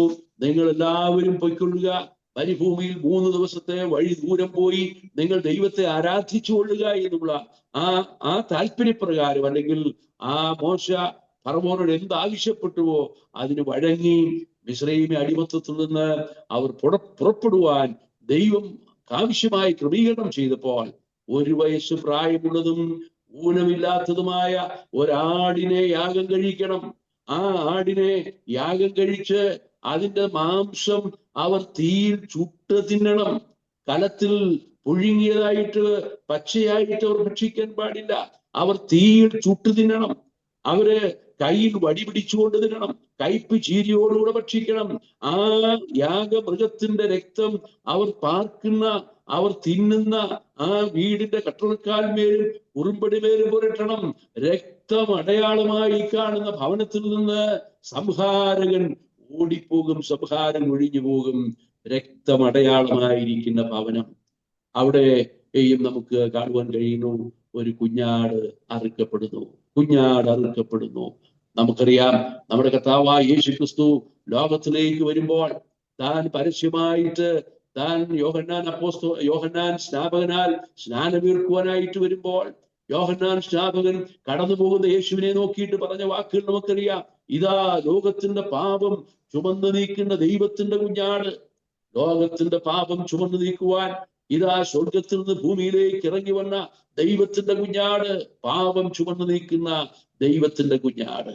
പാപം ചുമക്കുന്ന ദൈവത്തിന്റെ കുഞ്ഞാടിനെ നമുക്ക് കാണാൻ കഴിയും. വെളിപ്പാട് പുസ്തകത്തിലേക്ക് കടന്നു വരുമ്പോൾ ആ കുഞ്ഞാട് അറുക്കപ്പെട്ട കുഞ്ഞാടാണ് എന്ന് മാത്രമല്ല, ആ കുഞ്ഞാട് ആരാധ്യനായ കുഞ്ഞാടാണ്.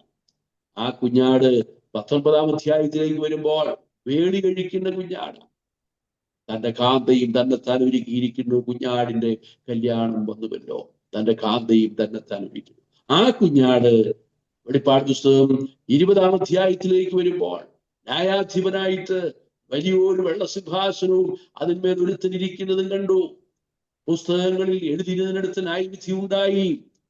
ജീവപുസ്തകത്തിൽ പേരെഴുതി കാണാത്തവരെയും തീപ്പൊയ്കയിൽ തള്ളിയിട്ടു.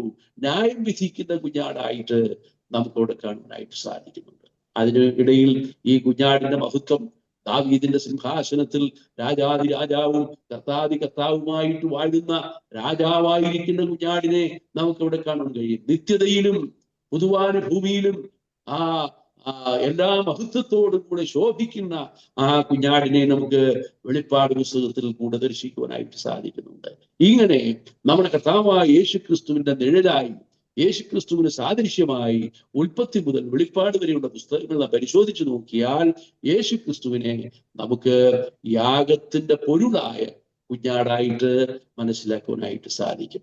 അപ്പോൾ ഞാൻ ഈ നിലയിൽ വീണ്ടെടുപ്പിന് വേണ്ടി ദൈവം ഒരുക്കിയ കുഞ്ഞാടാണ് കർത്താവായ യേശുക്രിസ്തു എന്നുള്ള നിലയിൽ നാം അതിനെ മനസ്സിലാക്കുമ്പോൾ ഈ യാഗങ്ങളുടെ എല്ലാം പൊരുൾ എന്ന് പറയുന്നത് നമ്മുടെ കർത്താവായ യേശുക്രിസ്തു തന്നെയാണ്. നമുക്ക് വേണ്ടി യാഗമായി തീർന്ന കർത്താവായ യേശുക്രിസ്തുവിനെ നമുക്ക് വേണ്ടി ദൈവത്തിന് സൗരഭ്യവാസനയായ വഴിപാടും യാഗവുമായി അർപ്പിക്കപ്പെട്ട കർത്താവിനെ നമുക്ക് കാണാൻ കഴിയും. അപ്പോൾ തന്നെ നമ്മുടെ സ്ഥാനത്ത് നിന്നുകൊണ്ട്, നാം അറുക്കപ്പെടേണ്ട സ്ഥാനത്ത്, നാം ശിക്ഷിക്കപ്പെടേണ്ട സ്ഥാനത്ത് നമുക്ക് വേണ്ടി പാപയാഗമായി, നമുക്ക് വേണ്ടി അകൃത്യയാഗമായി തീർന്ന കർത്താവായ യേശുക്രിസ്തുവിനെ ഈ യാഗങ്ങളിലൂടെ നമുക്ക് മനസ്സിലാക്കാനായിട്ട് സാധിക്കും. ഇനി ഈ യാഗങ്ങൾക്ക് വേണ്ടിയിട്ട് ഞാനതിൻ്റെ ഓരോ യാഗത്തെ സംബന്ധിച്ചുമുള്ള വിശദമായിട്ടുള്ള പഠനത്തിലേക്ക് പ്രവേശിക്കുവാനായിട്ട് ആഗ്രഹിക്കുകയാണ്. നമുക്ക് ഏതാണ്ട് 2 മാസത്തേക്കാണ് ഈ ക്ലാസ്സിനുള്ള അവസരം ലഭിച്ചിരിക്കുന്നത്. 5 യാഗങ്ങളെ സംബന്ധിച്ച് വിശദമായിട്ട് ചിന്തിക്കുകയാണെങ്കിൽ നമുക്ക് അതിൽ കൂടുതൽ സമയം വേണ്ടിവരും.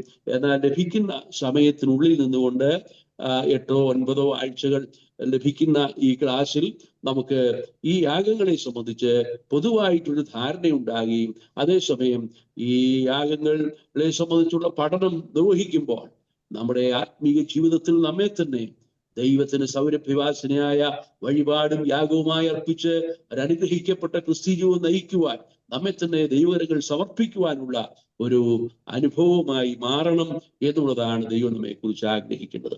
ഇവിടെ ഹോമയാഗത്തെ സംബന്ധിച്ച് നാം ചിന്തിക്കുമ്പോൾ നാം അതിന്റെ 3-ാം വാക്യത്തിൽ ഇപ്രകാരം വായിക്കുകയുണ്ടായി, അവൻ വഴിപാടായി കന്നുകാലികളിൽ ഒന്നിനെ ഹോമയാഗം കഴിക്കുന്നുവെങ്കിൽ.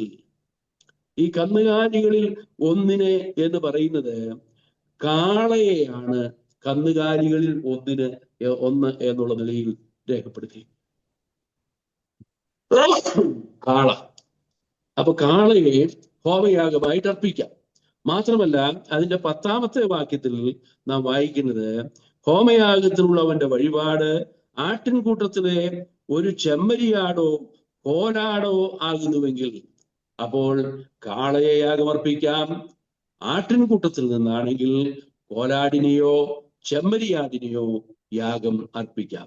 ഇനി അതിന്റെ 14-ാമത്തെ വാക്യത്തിലേക്ക് കടന്നു വരുമ്പോൾ 1-ാം അധ്യായത്തിലാണ് ഹോമയാഗത്തെ സംബന്ധിച്ചുള്ള വിശദീകരണം നമുക്ക് കാണാനായിട്ട് സാധിക്കുന്നത്. യഹോവയ്ക്ക് അവന്റെ വഴിപാട് പറവജാതിയിൽ ഒന്നിനെ കൊണ്ടുള്ള ഹോമയാഗമാകുന്നുവെങ്കിൽ അവൻ കുറുപ്രാവിനെയോ പ്രാവിൻ കുഞ്ഞിനെയോ വഴിപാടായി അർപ്പിക്കണം. കുറുപ്രാവിനെയോ പ്രാവിൻ കുഞ്ഞിനെയോ വഴിപാടായി അർപ്പിക്കണം.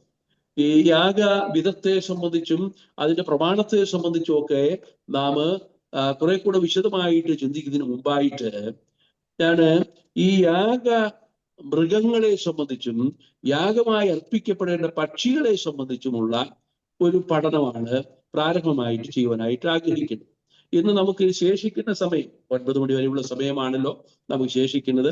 ശേഷിക്കുന്ന സമയത്ത് ഈ മൃഗങ്ങളെ സംബന്ധിച്ചുള്ള ഒരു വിശദീകരണമാണ് നൽകുവാനായിട്ട് ആഗ്രഹിക്കുന്നത്. ഒന്നാമത് കാളയെ യാഗമായിട്ട് അർപ്പിക്കാം എന്നാണ് നാം വായിക്കുന്നത്. കാളയെ യാഗമായിട്ട് അർപ്പിക്കാം. അതിന്റെ 5-ാമത്തെ വാക്യത്തിൽ വായിക്കുന്നുണ്ട്, അവനെ യഹോവയുടെ സന്നിധിയിൽ കാളക്കിടാവിനെ അറുക്കണം. അഹരോന്റെ പുത്രന്മാരായ പുരോഹിതന്മാർ അതിന്റെ രക്തം കൊണ്ടുവന്ന് സമാഗമന കൂടാരത്തിന്റെ വാതിക്കലുള്ള യാഗപീഠത്തിന്മേൽ ചുറ്റും തളിക്കണം. അപ്പൊ കാളക്കിടാവിനെ അർപ്പിക്കാം. എന്തുകൊണ്ടാണ് ഈ ഹോമയാഗത്തിന് വേണ്ടി ഒരു കാളയെ അർപ്പിക്കാം എന്നുള്ള വ്യവസ്ഥ കൊണ്ടുവന്നിരിക്കുന്നത്? കാളയെ അർപ്പിക്കാം. ആടുകളിൽ ചെമ്മരിയാടോ കോലാടോ അർപ്പിക്കപ്പെടാം. അത് മാത്രമല്ല പക്ഷികളിൽ ഒരു പ്രാവിനെയോ കുറുപ്രാവിനെയോ പ്രാവിൻ കുഞ്ഞിനെയോ കുറുപ്രാവിനെയോ അർപ്പിക്കാം എന്ന് രേഖപ്പെടുത്തിയിരിക്കുന്നു.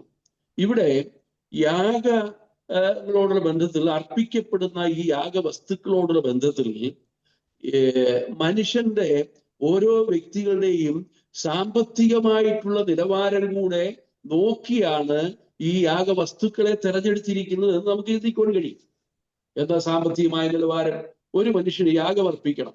ഈ യാഗമർപ്പിക്കണമെങ്കിൽ അവന് കാളയെ അർപ്പിക്കാനുള്ള വഴി, അതിനുള്ള സാമ്പത്തിക നിലവാരമുണ്ട് എന്ന് കരുതിക്കൊള്ളുക. അങ്ങനെയാണെങ്കിൽ ആ നിലയിൽ സാമ്പത്തിക ചുറ്റുപാടുള്ള ഒരു വ്യക്തിയാണെങ്കിൽ അവന്റെ പാപത്തിന്റെ പരിഹാരത്തിന് വേണ്ടി അവൻ കാളയെ അർപ്പിക്കണം. ഇനി കാളയെ അർപ്പിക്കാനുള്ള നിവൃത്തിയില്ല എങ്കിൽ അവന് ചെമ്മരിയാടിനെയോ കോലാടിനെയോ യാഗമായിട്ട് അർപ്പിക്കാം. ഇല്ല, കാളയെ അർപ്പിക്കാൻ കഴിയുന്നില്ല, ചെമ്മരിയാടിനെയും കോലാടിനെയും അർപ്പിക്കാൻ കഴിയുന്നില്ല എങ്കിൽ പോലും അവനൊരു പ്രാവിനെ യാഗമായിട്ട് അർപ്പിച്ചിരിക്കണം. ദരിദ്രന്മാരുടെ യാഗവസ്തുവായിട്ടാണ് പ്രാവിനെ കുറിച്ച് നമുക്ക് മനസ്സിലാക്കാൻ കഴിയുന്നത്. അതിന്റെ വിശദീകരണത്തിലേക്ക് കടന്നു വരുമ്പോൾ നമ്മുടെ കർത്താവായ യേശുക്രിസ്തു യഹൂദ കുലത്തിലാണല്ലോ ജനിച്ചത്. യഹൂദ ഗോത്രത്തിൽ നമ്മുടെ കർത്താവായ യേശു ജനിച്ചു. അങ്ങനെ ഒരു യഹൂദനായിട്ട് യഹൂദ പാരമ്പര്യം അനുസരിച്ച് ഒരു കുഞ്ഞ് ജനിച്ചാൽ ആ കുഞ്ഞിനെ 8-ാം നാളിൽ പരിച്ഛേദന കഴിപ്പിക്കണം. അങ്ങനെ പരിച്ഛേദന കഴിപ്പിക്കുമ്പോൾ ആ കുഞ്ഞിന്റെ പാപത്തിന്റെ പരിഹാരത്തിന് വേണ്ടി യാഗമായിട്ട് അർപ്പിക്കണം. ഒരു യാഗം കൂടെ കഴിക്കണം.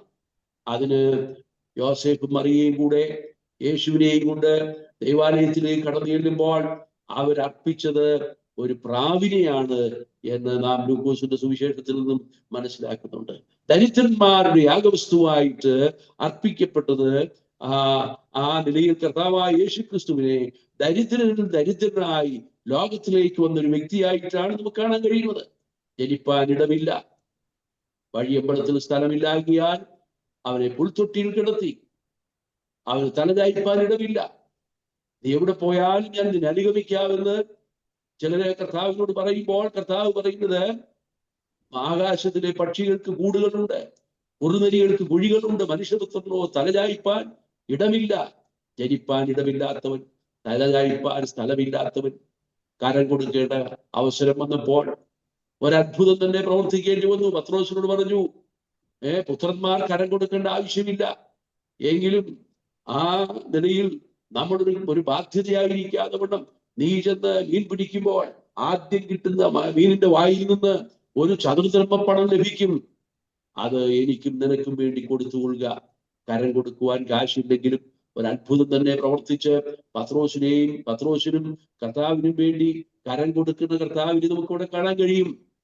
അത് മാത്രമല്ല, നമ്മുടെ കർത്താവായ യേശു ക്രിസ്തു ക്രൂശിക്കപ്പെട്ടു, പാപത്തിന്റെ പരിഹാരത്തിന് വേണ്ടി കാൽവറിയിൽ യാഗമായി തീർന്നു.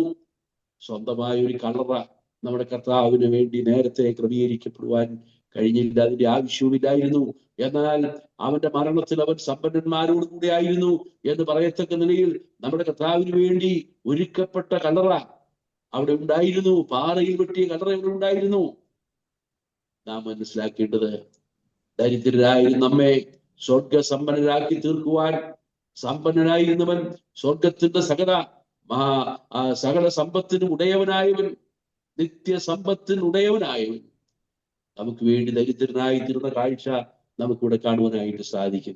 നമ്മുടെ കർത്താവ് നമുക്ക് വേണ്ടി താഴേക്ക് വന്ന് കാൽവരിയിൽ യാഗമായി തീർന്നതിനെയാണ് നമുക്ക് ഇവിടെ നിന്ന് ഗ്രഹിക്കുവാനായിട്ട് സാധിക്കുന്നത്. അപ്പോൾ മുന്നോട്ട് പോകട്ടെ. കാളയെ യാഗമർപ്പിക്കുവാൻ കഴിയുന്നവർ കാളയെ അർപ്പിക്കണം. ചെമ്പരിയാടിനെയോ കോലാടിനെയോ അർപ്പിക്കുവാൻ കഴിയുന്നവർ അത് അർപ്പിക്കണം. ഇല്ല, അവന് സാമ്പത്തികമായ നിലവാരമില്ല എങ്കിൽ പോലും അവന്റെ പ്രാവിനെയെങ്കിലും അവന്റെ പാപത്തിന്റെ പരിഹാരത്തിന് വേണ്ടി യാഗമായി അർപ്പിച്ചിരിക്കണമെന്ന് വ്യവസ്ഥയുണ്ടായിരുന്നു. ഈ നിലയിൽ ഹോമയാഗമായി അർപ്പിക്കപ്പെടുവാൻ ബേൺഡ് ഓഫറിംഗ്, ഒരു സമ്പൂർണ്ണ ദഹനയാഗം, അതാണ് ബേൺഡ് ഓഫറിംഗ് എന്ന് പറയുന്നത്. ഈ ഹോമയാഗത്തിന് ഒന്നും ബാക്കി വയ്ക്കുവാനില്ല. അതിൽ നിന്ന് പ്രത്യേകിച്ച് പുരോഹിതന്മാർക്ക് ഒരു ഓഹരി എടുക്കാനായിട്ടില്ല. അത് സമ്പൂർണ്ണ ദഹനയാഗമാണ്. ബേൺഡ് ഓഫറിംഗ് എന്ന പേര് തന്നെ അതുകൊണ്ടാണ്. അതിനെ സമ്പൂർണമായിട്ട് യാഗമായി അർപ്പിക്കുകയാണ്. അങ്ങനെ സമ്പൂർണ്ണ ദഹനയാഗമായി തീർന്ന കർത്താവായ യേശു ക്രിസ്തുവിന് സാദൃശ്യം വഹിക്കുന്ന ഒരു യാഗമാണ് ഈ ബേൺഡ് ഓഫറിംഗ് അഥവാ ഹോമയാഗം. ഒരു കാളയെ സംബന്ധിച്ച് നമ്മൾ പഠിക്കുമ്പോൾ ചില പ്രത്യേകതകൾ നമുക്ക് കാളയ്ക്ക് പറയുവാനായിട്ട് സാധിക്കും. ഈ കാള എന്ന് പറയുന്നത് യജമാന സ്നേഹത്തിനും അനുസരണത്തിനും ശുശ്രൂഷയ്ക്കും മാതൃകയായി പറയാവുന്ന ഒരു മൃഗമാണ് കാള. ഞാൻ 3 കാര്യമാണ് പറഞ്ഞത്. ഒന്ന്, യജമാന സ്നേഹം. കാള തന്റെ ഉടയവനെയും കഴുത തന്റെ യജമാനന്റെ പുൽത്തൊട്ടിയെയും അറിയുന്നു, എന്റെ ജനമോ എന്നെ അറിയുന്നില്ല. യജമാന സ്നേഹത്തിന് മാതൃകയാക്കാവുന്ന മറ്റൊരു മൃഗമില്ല എന്ന് തന്നെ പറയാം കാളയെ പോലെ. മാത്രമല്ല, ഒരു ദാസനെ പോലെ യജമാനൻ എന്ത് പറയുന്നു അതനുസരിക്കുന്ന ഒരു കാളയെ നമുക്ക് കാണാം. നുകമെടുത്തു കഴിയുമ്പോൾ ആ കാളയെ ഉഴാനാകട്ടെ, അല്ല വണ്ടിക്ക് കെട്ടാനാകട്ടെ, ഏത് നിലയിലാണ് ആ കാളയെ യജമാനന് ആവശ്യമായിരിക്കുന്നത് നമുക്കറിയാം. നുകമെടുക്കുമ്പോൾ തന്നെ ആ കാള തന്റെ ശിരസ് കുനിയിച്ചു കൊടുക്കുകയാണ്. ആ ശിരസ് കുനിയിച്ചു കൊടുക്കുമ്പോൾ യജമാനൻ മനസ്സിലാക്കുന്നു, എൻ്റെ ഈ കാള അനുസരണമുള്ള ഒരു മൃഗമാണ്. അപ്പോൾ യജമാന സ്നേഹത്തിനും അനുസരണത്തിനും, അത് മാത്രമല്ല ശുശ്രൂഷ, ഒരു ദാസനെ പോലെ ശുശ്രൂഷ ചെയ്യുന്ന ഒരു മൃഗം. നമുക്കറിയാം, എൻ്റെ ദാസൻ കൃതാർത്ഥനാകും. തിരുവെഴുത്തിൽ വായിക്കുന്നുണ്ട്, എൻ്റെ ദാസൻ കൃതാർത്ഥനാകും. യെശയ്യാപ്രവചനം 52-ാം അധ്യായം 13-ാം വാക്യം. എൻ്റെ ദാസനായ മുള, സെഖര്യാപ്രവചനം 3-ാം അധ്യായം 8-ാം വാക്യം. ഇതാ ഞാൻ താങ്ങുന്ന എൻ്റെ ദാസൻ, യെശയ്യാവ് 42:1. ഇങ്ങനെ എൻ്റെ ദാസൻ എന്ന് പ്രവചന പുസ്തകത്തിൽ രേഖപ്പെടുത്തിയിരിക്കുന്നത് നമുക്ക് ശ്രദ്ധിക്കുവാനായിട്ട് സാധിക്കും. മർക്കോസിന്റെ സുവിശേഷം, നമുക്കറിയാം 4 സുവിശേഷങ്ങളാണ് നമുക്ക് ലഭിച്ചിരിക്കുന്നത്. ഈ 4 സുവിശേഷങ്ങളെ കുറിച്ച് നമ്മൾ ചിന്തിക്കുമ്പോൾ 4 സുവിശേഷങ്ങളിൽ മത്തായിയുടെ സുവിശേഷം യേശു ക്രിസ്തുവിന്റെ രാജ്യത്വം വ്യക്തമാക്കിയാണ്. മർക്കോസിന്റെ സുവിശേഷത്തിൽ യേശുക്രിസ്തു ദാസനായി വെളിപ്പെട്ടിരിക്കുകയാണ്. മർക്കോസ് 10-ാം അധ്യായം 45-ാം വാക്യത്തിൽ കർത്താവ് താൻ തന്നെ പറയുന്നുണ്ട്, മനുഷ്യപുത്രൻ വന്നത് ശുശ്രൂഷ ചെയ്യിപ്പാനല്ല. ശുശ്രൂഷ ചെയ്യിക്കുന്നത് യജമാനന്മാരാണ്, എന്നാൽ ശുശ്രൂഷ ചെയ്യിപ്പാനല്ല, ശുശ്രൂഷിപ്പാനും അനേകർക്ക് വേണ്ടി തന്റെ ജീവനെ മറുവിലയായി കൊടുപ്പാനും അത്രേ ഞാൻ വന്നിരിക്കുന്നത്. നമ്മുടെ കർത്താവ് ഒരു ദാസനായിട്ട് ഈ ഭൂമിയിലേക്ക് കടന്നു വന്നു. അങ്ങനെ നമ്മുടെ കർത്താവ് നമുക്ക് വേണ്ടി അനുസരണമുള്ള ഒരു മൃഗമായിട്ട്, ഒരു ദാസനെ പോലെ ചുമട് ചുമക്കുന്ന ഒരു മൃഗമായിട്ട്, ഒരു ദാസനെ പോലെ ശുശ്രൂഷ ചെയ്യുന്ന ഒരു മൃഗമായിട്ട്, യജമാന സ്നേഹമുള്ള ഒരു മൃഗത്തെ പോലെ പിതാവാം ദൈവത്തെ പൂർണ്ണമായി അനുസരിച്ചുകൊണ്ട്, പൂർണ്ണമായി അതിന് കീഴ്പ്പെട്ടിരുന്നുകൊണ്ട്, പിതാവാം ദൈവം എന്തുദ്ദേശത്തോടുകൂടെ തന്റെ പുത്രനെ ലോകത്തിലേക്ക് അയച്ചുവോ ആ ശുശ്രൂഷ നിർവഹിക്കുന്ന ഒരു കർത്താവിനെ നമുക്കിവിടെ കാണുവാനായിട്ട് സാധിക്കും. കർത്താവ് നമ്മുടെ പാപം വഹിച്ചു എന്ന് നാം വായിക്കുന്നുണ്ട്. നമ്മുടെ പാപം വഹിച്ചു. യെശയ്യാവ് 53:12 നാം വായിക്കുന്നത്, അവൻ നമ്മുടെ പാപം വഹിച്ചു. നമ്മുടെ പാപം വഹിച്ചു. ഭൂതകാലത്തിലേക്ക് നോക്കിയാൽ, ക്രൂശിലേക്ക് നോക്കിയാൽ, നമ്മുടെ പാപം വഹിച്ചുകൊണ്ട് ആ ഭാരമുള്ള മരക്കുരിശും പേറി ഗോൽഗൊഥാ മലമുകളിലേക്ക് കടന്നു പോകുന്ന കർത്താവിനെ നമുക്ക് കാണുവാൻ കഴിയും. അവൻ നമ്മുടെ പാപം വഹിച്ചു. അവൻ നമ്മുടെ ഭാരങ്ങൾ വഹിക്കുന്നു. നിന്റെ ഭാരം യഹോവയുടെ മേൽ ചൂടുക, അവൻ നിന്നെ പുലർത്തും. നീതിമാൻ കുലുങ്ങിപ്പോകുവാൻ ഒരു നാടും സമ്മതിക്കുകയില്ല. സങ്കീർത്തനങ്ങൾ 55:22 നാം വായിക്കുന്നു. നമ്മുടെ പാപം വഹിച്ചു എന്ന് മാത്രമല്ല, വർത്തമാനകാലത്തിൽ നമ്മുടെ പാപം വഹിച്ചുകൊണ്ടിരിക്കുകയാണ്, നമ്മുടെ ഭാരങ്ങൾ വഹിച്ചുകൊണ്ടിരിക്കുകയാണ് വർത്തമാനകാലത്തിൽ. ഇനി ഭാവി കാലത്തിലേക്ക് നോക്കുമ്പോഴോ നമുക്ക് മനസ്സിലാക്കാൻ കഴിയും. ലൂക്കോസിന്റെ സുവിശേഷം 15-ാം അധ്യായത്തിൽ കാണാതെ പോയ ഒരാടിനെ സംബന്ധിച്ച് നാം വായിക്കുന്നു. ഈ കാണാതെ പോയ ആടിനെ കണ്ടുകിട്ടിയാൽ എന്താ ചെയ്യുന്നത്? ആ കണ്ടുകിട്ടിയ ആടിനെ ആ ഇടയൻ തോളിലേറ്റി വീട്ടിലെത്തിക്കുന്നു. നമ്മുടെ കർത്താവ് നമ്മുടെ പാപം വഹിച്ചു. ഒരു കാളയെ പോലെ ചുമട് ചുമന്നുകൊണ്ട്, ഭാരം വഹിച്ചുകൊണ്ട് ആ ഗോൽഗൊഥാ മലമുകളിലേക്ക് കടന്നുപോയി. നമ്മുടെ പാപം വഹിച്ചു. നമ്മുടെ പാപത്തിന്റെ ശിക്ഷ കർത്താവ് നമുക്ക് പകരമായി ഏറ്റെടുത്തു. നമ്മെ പാപത്തിന്റെ ശിക്ഷയിൽ നിന്ന് വിടുവിച്ചിരിക്കുന്നു. അതുകൊണ്ട് ഇപ്പോൾ ക്രിസ്തുവേശുള്ളവർക്ക് ഒരു ശിക്ഷ അറിഞ്ഞിട്ടില്ല. നമ്മുടെ ഭാരങ്ങളെ അനുദിനം വഹിച്ചുകൊണ്ട് പ്രിയ ദൈവജനമേ, നമ്മെ അനുനിമിഷം ഈ ലോകത്തിൽ പരിപാലിച്ചുകൊണ്ടിരിക്കുന്നു. ഒന്നിനെക്കുറിച്ചും വിചാരപ്പെടരുത്. നിങ്ങളുടെ ആവശ്യങ്ങൾ സ്തോത്രത്തോടുകൂടെ ദൈവത്തോട് അറിയിക്കത്രേ വേണ്ടത്. എന്നാൽ സകല ബുദ്ധിയെയും കവിയുന്ന ദൈവസമാധാനം നിങ്ങളുടെ ഹൃദയങ്ങളെയും നിലവുകളെയും ക്രിസ്തുവേശുവിൽ കാക്കും. നമ്മുടെ ഭാരങ്ങളെ വഹിച്ചുകൊണ്ട് ഈ ഭൂമിയിൽ ഭാരമൊഴിഞ്ഞവരായി ഭാരങ്ങളൊക്കെയും നമ്മുടെ കർത്താവിൽ അർപ്പിച്ചുകൊണ്ട് നമുക്ക് പ്രത്യാശയോടെ ജീവിപ്പാൻ ഇടയായി. കർത്താവ് പറഞ്ഞു, അധ്വാനിക്കുന്നവരും ഭാരം ചുമക്കുന്നവരുമായുള്ളവരെ നിങ്ങളെല്ലാവരും എൻ്റെ അടുക്കൽ വരുവീൻ, ഞാൻ നിങ്ങളെ ആശ്വസിപ്പിക്കും. എൻ്റെ നുകം മൃദുവും എൻ്റെ ചുമട് ലഘുവുമാകും. വളരെ മൃദുവായിട്ടുള്ള നമ്മുടെ കർത്താവ് ഭാരമുള്ള ചുമട് കർത്താവ് സ്വയം ഏറ്റെടുത്തു. നമ്മുടെ പാപഭാരം ഏറ്റെടുത്തു. നമുക്ക് ചുമക്കാൻ കഴിയാത്ത ചുമട് നമ്മുടെ കർത്താവ് നമുക്ക് പകരമായിട്ട് അനുഭവിച്ചു.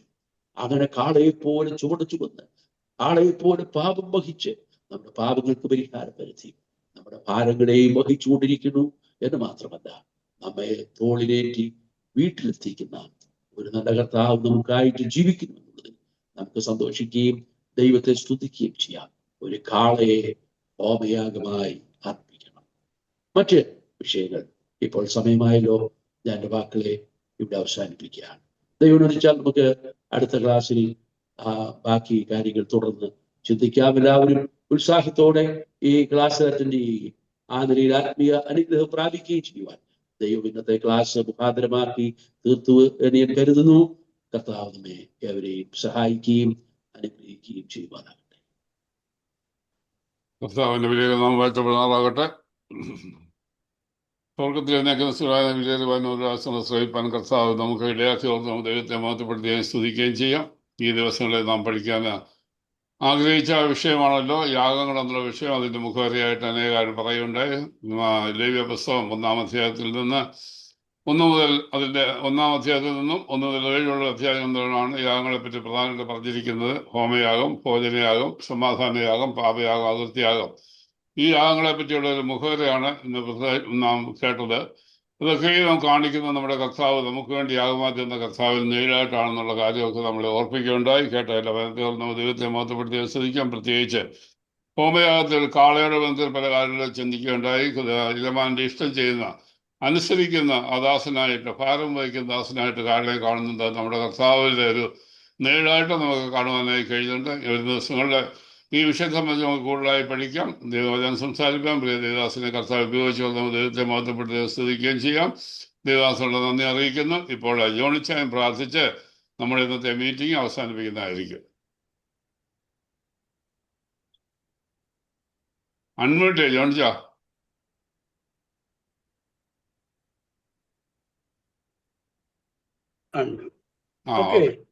ശരി. പ്രിയ പിതാവേ, ഈ നല്ല രാത്രിയായ അങ്ങയുടെ സ്തോത്രം ചെയ്യുന്നു. ഞങ്ങൾ ആഗ്രഹിക്കുകയും പ്രാർത്ഥിക്കുകയും ചെയ്തതുപോലെ കർത്താവെ, ഞങ്ങൾക്ക് യാഗങ്ങളെ കുറിച്ചുള്ള ക്ലാസ്സുകൾ എടുക്കാൻ തക്കണം എൻ്റെ മകനെ ഉണ്ടാക്കി ബലപ്പെടുത്തി കൃപയ്ക്കായിട്ട് സ്തോത്രം ചെയ്യുന്നു. കഴിഞ്ഞ നാളുകളിൽ ഞങ്ങൾ പല വിഷയങ്ങൾ പഠിച്ചു. ഈ ആഴ്ച ഇതോടെ ബന്ധത്തിൽ കർത്താവെ ഞങ്ങൾക്ക് പഠിക്കാൻ സഹായിച്ചുകൊണ്ട് സ്തോത്രം ചെയ്യുന്നു. കർത്താവ് യേശു ഞങ്ങൾക്ക് പാപയായ തീർന്ന കൃപയ്ക്കായിട്ട് സ്തോത്രം. കർത്താവ് കർത്താവ് ഞങ്ങൾക്ക് വേണ്ടി ഭാരം ചുമന്നുകൊണ്ട് കാലൂരി മഴകളിൽ ഞങ്ങൾക്ക് യാഗമായി ഞങ്ങളുടെ സ്തോത്രം ചെയ്യുന്നു. ഞങ്ങളെ രക്ഷിപ്പാനായിട്ട്, ഞങ്ങളെ വിടിയിപ്പാനായിട്ട്, ഞങ്ങളെ ഉദ്ധരിപ്പാനായിട്ട് അവിടെ ഞങ്ങൾക്ക് വേണ്ടി പാപയാഗമായി തീർന്ന് ഓർന്ന് ഞങ്ങളുടെ സ്തോത്രം ചെയ്യുന്നു. കർത്താവ് ഈ രാത്രി ഇടപെട്ട ജനങ്ങളൊക്കെ ഞങ്ങളുടെ ഹൃദയം സംഗ്രഹിക്കുവാനായിട്ട്, വരും ദിവസങ്ങളിൽ ഞങ്ങളുടെ ജീവിതത്തിൽ പ്രായോഗികമായി തീർക്കുവാനായിട്ട് പ്രാർത്ഥിക്കും. ആശ്രിതമായ പ്രിയ സക്രിയായ പ്രാർത്ഥിക്കുന്നു. ഈ ദിവസങ്ങളിൽ അവിടുന്ന് സഹായിക്കണം, പരിപാലിക്കണം. കർത്താവെ എല്ലാം നമ്മോട് പറയുന്നത് പ്രാർത്ഥിക്കുന്നു. ആവശ്യമായ ദൈവം എഴുതാനത് പ്രാർത്ഥിക്കുന്നു. ഇന്നയോട് നിങ്ങൾ ചോദിച്ച കർത്താവിനായിട്ട് സ്തോത്രം സഹായിക്കണം. താഴ്ത്തി ഏൽപ്പിക്കട്ടെ. ദൈവം നിറയ്ക്കണമേ. മോത്തരണം കർത്താവെ ശിക്ഷനാമം തന്നെ. ആമേൻ. ആശീർവാദം.